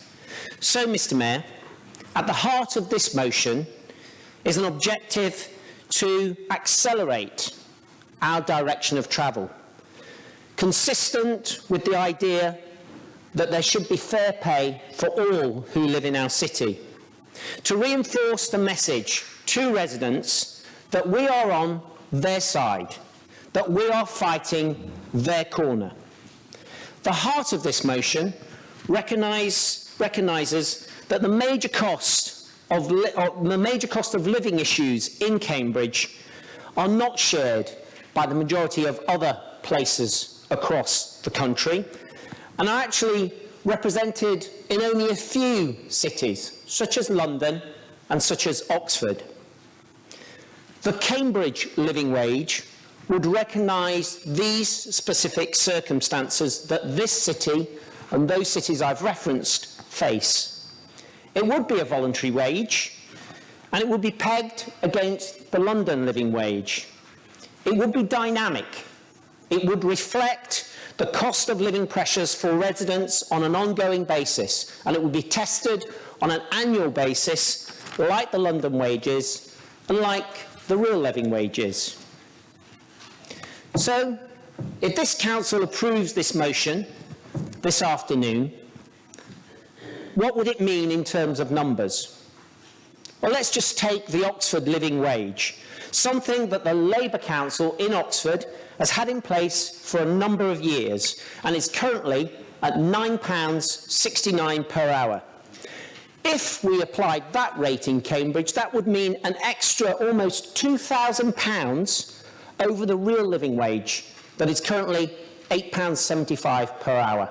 An extra £2,000 per year in the pocket of a hard-working Cambridge resident that would help them to afford to live in this city. And, Mr. Mayor, evidence suggests that the employees who receive that additional rate, they typically tend to spend it in the local economy. So it actually gets recycled. It benefits the city. Now, I'm sure, like me, members across the chamber have knocked on a lot of doors in the last few months. And I'm sure you've heard residents tell you that they continue to struggle to make ends meet living in this city. They continue to struggle to make ends meet. This chamber's support for this motion would send a clear message to those residents on the doorstep that you spoke to, that we're with them and that we're fighting their corner. I move the motion, Mr. Mayor. Thank you, Councillor Cantrell. Do you have a seconder? And would you like to speak now or reserve your right? I'd like to reserve my right, please. Thank you. Councillor Johnson has given notice of an amendment which is on page 37 of the information pack. I understand that Councillor Bird will second the amendment. You have 10 minutes between you. Councillor Johnson. Thank you, Mr. Mayor. This council can be proud of the work it has done since 2014 in promoting a living wage in Cambridge. Our commitment to a living wage in this city is not in question and forms a central plank of our anti-poverty strategy. The number of employers paying the real living wage rate has gone up from 16 to nearly 60, with the council actively supporting 26 of the 43 additional firms through their own accreditation process. We actively engage with Cambridge employers in different sectors: the tech sector, the facility sector, cleaning companies, tourism and hospitality. Our offices attend meetings of and speak at local business networks, including the Institute of Directors and Business Networks International. Our efforts in promoting the real living wage have been formally recognised by the Living Wage Foundation, with this authority being awarded the Local Employer Champion Award 2 years running. As well as promoting the real living wage through engagement with business, we reinforce this commitment by being an exemplar employer. We completed our full accreditation process early by promptly doing what was expected by the Living Wage Foundation, that is, negotiating with our contractors and subcontractors the extension of the real living wage to all staff working for the council with a minimum of FUS. And on the 1st of April this year, we met our pledge to ensure that all directly employed council staff will be paid a minimum of £10 an hour to reflect the rising costs of living in this city. We want to pay this rate because we can, and we think it's the right thing to do. Indeed, the amendment to this motion makes explicit this authority's desire and aspiration to extend this minimum rate to cover those who work for our shared services, opening discussions with partner councils. We also want to look at the feasibility of our contracted and subcontracted staff that are under the scope of the real living wage being covered too by this minimum rate. However, before any final decision is made, it is prudent and sensible to know what the cost is and what the implications are first. But it is something we want to consider.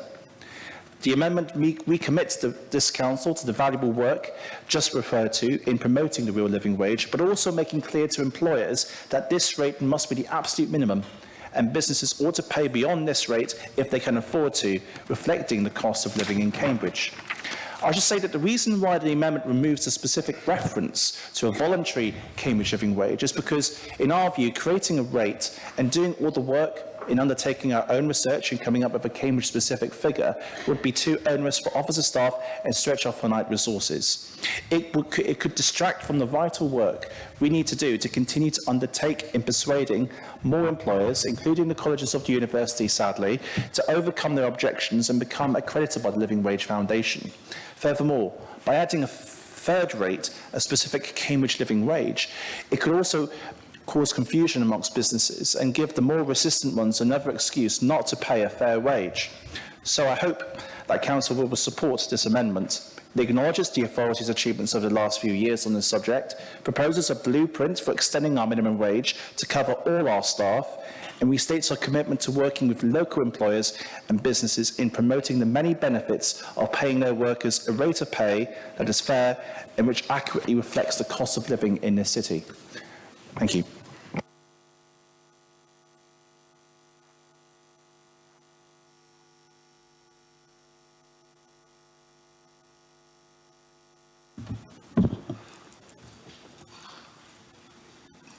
Councillor Bird, would you like to speak now or reserve your right? I'll speak now.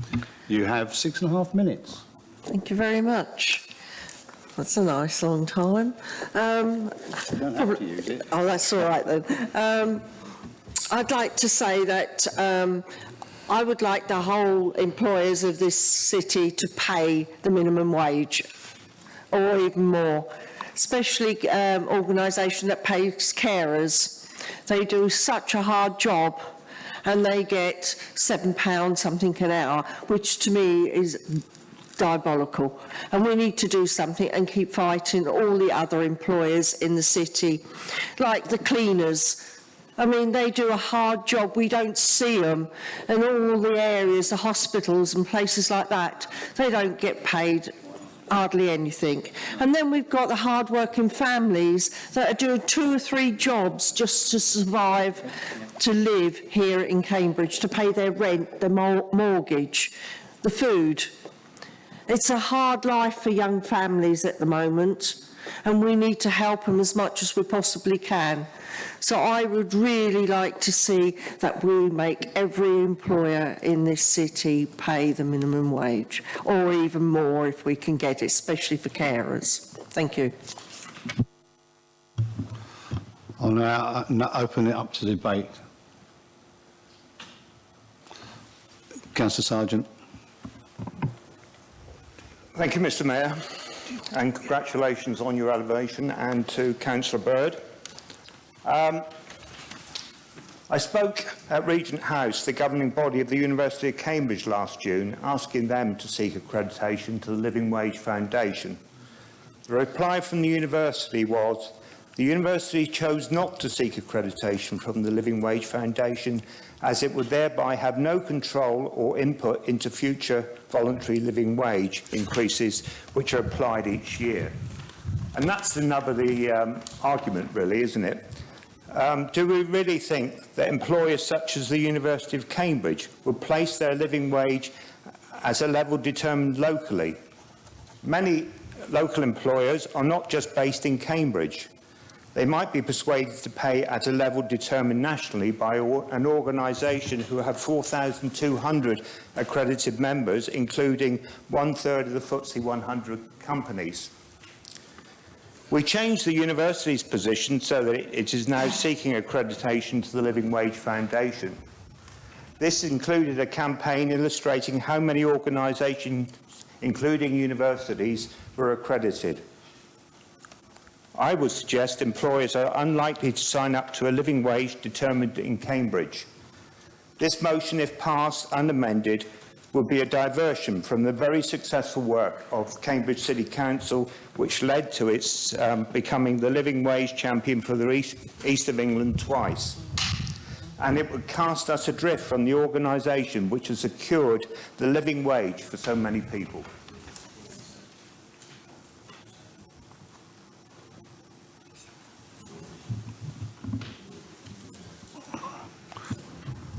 Councillor Ashton.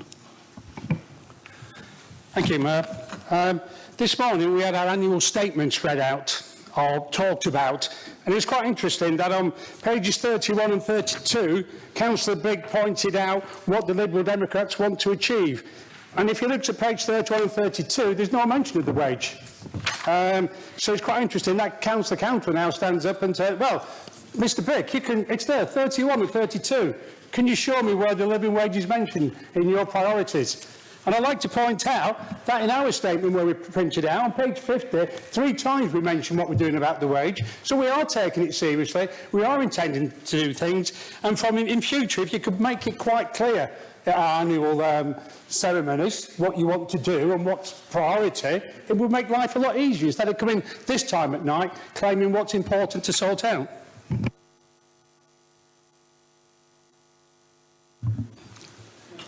Councillor Moore. Thank you, me again. As has been noted here, we've just raised our minimum hourly rate to £10 per hour.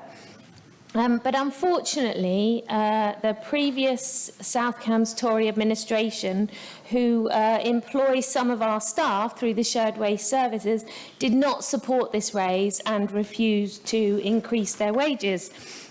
So I welcome the change of administration in South Cambs, and I sincerely hope that my colleagues opposite will encourage their fellow party members to pay our £10 per hour minimum for our staff and their staff, including our waste crews who work so hard.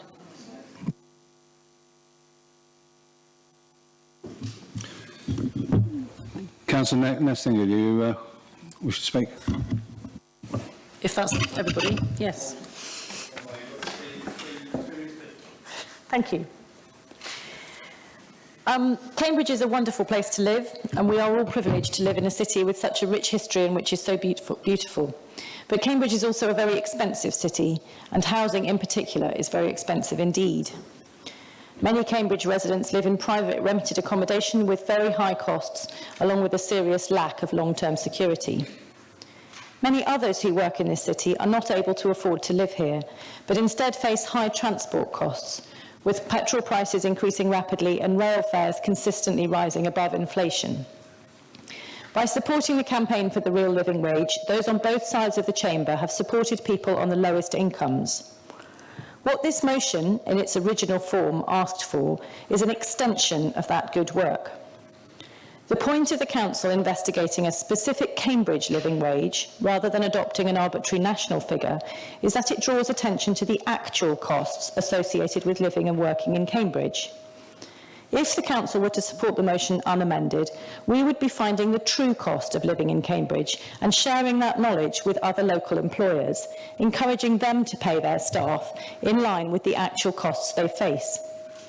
I'm delighted that this council is choosing to pay our staff £10 an hour, which I suspect is close to the real Cambridge living wage. But I'm disappointed that the Executive Councillor doesn't feel that the work involved in establishing the real living wage for Cambridge is worthwhile. I think he underestimates the way that local employers, he underestimates local employers who I feel would like to know what they should be paying their staff. This is a city which values evidence, and I'm sure if this council were willing to put in the time and effort to demonstrate what wage is really needed, many more employers would be willing to work towards paying their staff that wage. Councillor Sargent quotes the University of Cambridge, and I think they too could be persuaded to recognise an evidence-based local living wage. Councillor Sargent persuaded them in the past, and I would hope that they could be persuaded again. While I am glad that the consensus on paying a living wage remains across this council, and I will certainly be talking to my South Cambs colleagues about improving the wages they pay their staff, it will be a shame if the real aim of this of establishing an accurate living wage for Cambridge is lost in this motion, and I hope you will vote for the motion unamended. Thank you.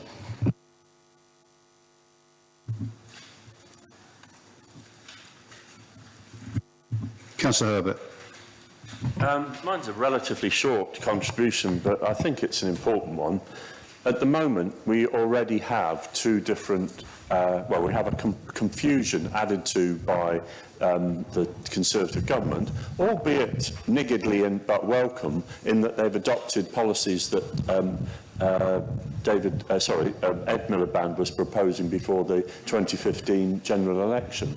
So we have a profusion of different rates, a confusion of different ideas, and I'm sorry, but my main take on this motion is that it is, whilst well-intentioned, it's ill-judged. And the reason it's ill-judged is that we, at this point in time are not even able to persuade more than a couple of the colleges in this city to pay the real living wage of £8.65, or is it £8.75 now? £8.75 now.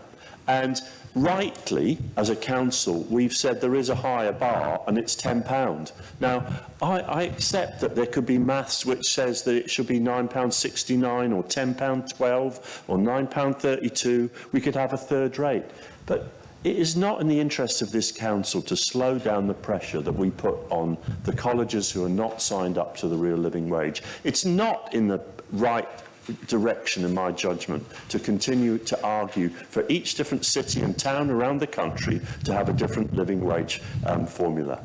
We should be ensuring that the efforts of our officers, as well as the efforts, because Councillor Johnson and myself do need to go and meet a few people in the next few months. I sent them Christmas cards, and at least the one to the university had a payoff, but I sent Christmas cards to 30 of the leading employers in the city, and I'm going to be checking up exactly whether they're going to be sending me one back this year with a good message. So we've got to put all our effort into actually getting that £8.75 or preferably £10. And to add another one is just a distraction.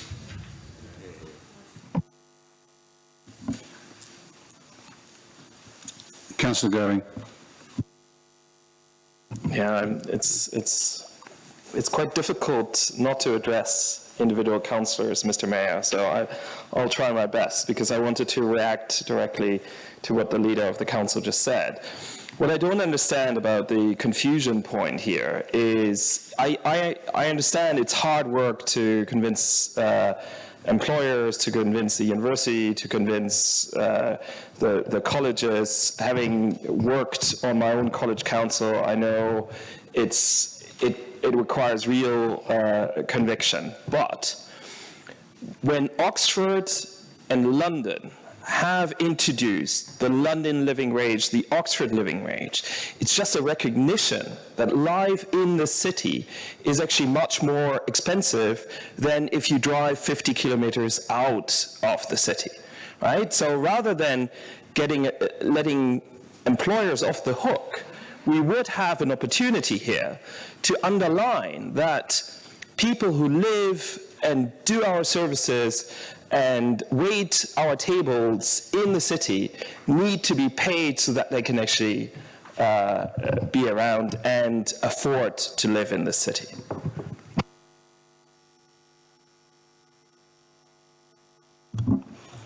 Councillor Sinnott. Thank you, Mr. Mayor, and congratulations on your elevation, and also to our Madam Deputy Mayor. Joy to see you there again, Jerry. Bit lower, but you'll soon be higher. Okay, so I agree with everything that Councillor Lewis has said. As lead on our anti-poverty strategy for the last couple of years, I've had occasion to meet with employers in the city to talk about the living wage, as it was once called, and then because the government introduced a national living wage, introduced an enormous amount of confusion, the employers I spoke to didn't really know what a living wage was and what a national living wage was. They hadn't any idea, and the employers I spoke to said it had put them off becoming at all involved. And so, as a consequence of that, we've had to rename the living wage the real living wage. And now what's proposed is a local living wage, to add just more confusion. This issue, low wages, has been used as a political football again and again. And I see it now in play once again. We have the real living wage, and that's what we should stay with.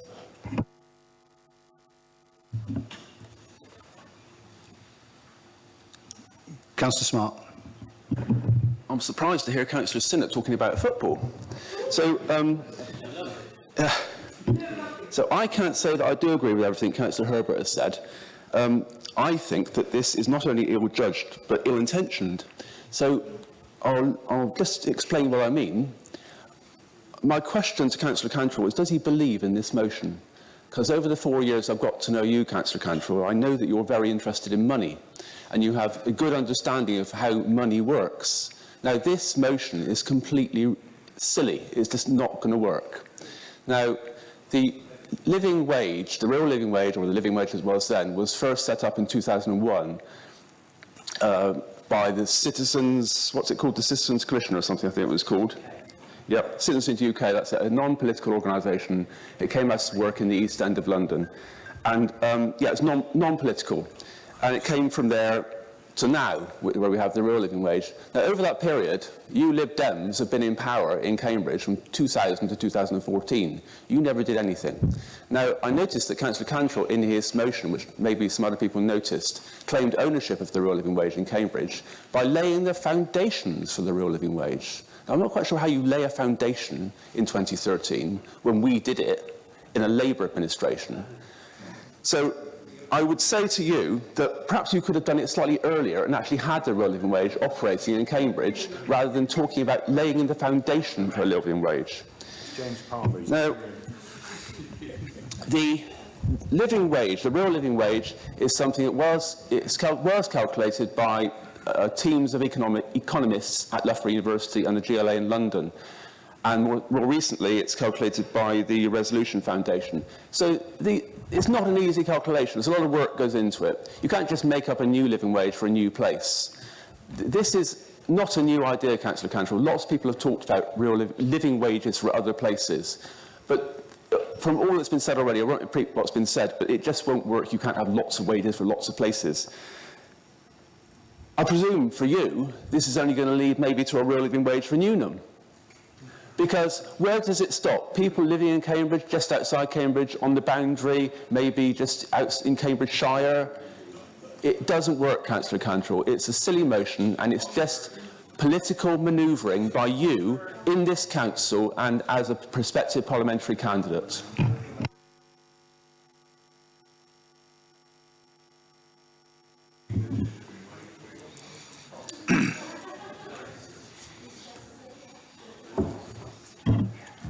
I now call Councillor Johnson for the right to reply. I'll be very brief, Mr. Mayor. It appears that we're really arguing about semantics because we agree on 99% of everything, and I just suggest that we go to the vote, acknowledge the consensus that we do have on this issue.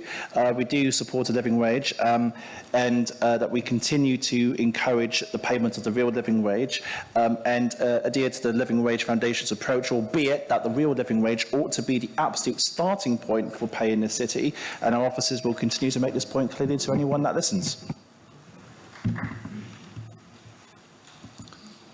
Councillor Cantrell. Thank you, Mr. Mayor. I just want to pick up on a few points. Firstly, Councillor Smart, you're just factually incorrect. I was the Executive Councillor in 2012-13 who introduced the real living wage in this authority. Sorry, can I just say I was the Executive Councillor... Can I stop you? Can I stop you there? Can you not interrupt? Sorry. Thank you. I was the Executive Councillor that introduced the real living wage in this authority. And to be fair, members of the opposition, when you were in the opposition, were passionate about the then living wage, now the real living wage. And I actually took on board some of those. I remember having a photo taken with Councillor Blencowe at the Folk Festival on a stall where the living wage was actually being campaigned for. So actually, I have been a long-term promoter of the living wage in this city, a long-term promoter. And I know we've all talked about the difference between a Cambridge living wage and the real living wage. Well, the 30-page report done by Oxford Labour City Council in March this year reconfirmed their commitment to the Oxford living wage. And it's not complex. All they've done is pegged it to the London living wage. That's all you have to do. You have to peg it. If you look, they went out, they did an extensive consultation, and people in Oxford, like people in Cambridge, say whilst the real living wage helps them, it's not enough to live in that city. It's not enough to live in Oxford, just like it's not enough to live in Cambridge. And I take Councillor Sennett's point in terms of convincing employers to actually pay the living wage. In Winter Comfort, I spent a period of time convincing Winter Comfort that they needed to pay the real living wage, and I was successful, and we need to carry on doing that. But the direction of travel needs to move up a gear, because basically people are suffering in this city, and the real living wage is not enough. And if we don't have an asset, you can laugh, Councillor Sinnott, but it's not a laughing matter. For people in this city who are suffering, we need to give them hope. We need to give them an opportunity. We need to give them an opportunity to get paid more. And if that means going to the colleges and going to the university and the other key employers and telling them that they need to step up, then that's what we need to do.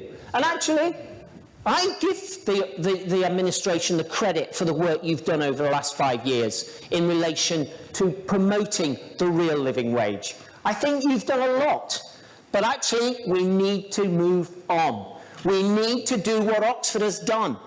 It's a Labour-controlled council in Oxford that has this, a Labour-controlled council. And I hope you talk to them, because actually this is the way in which we'll address in the short term those fundamental issues facing the residents of this city.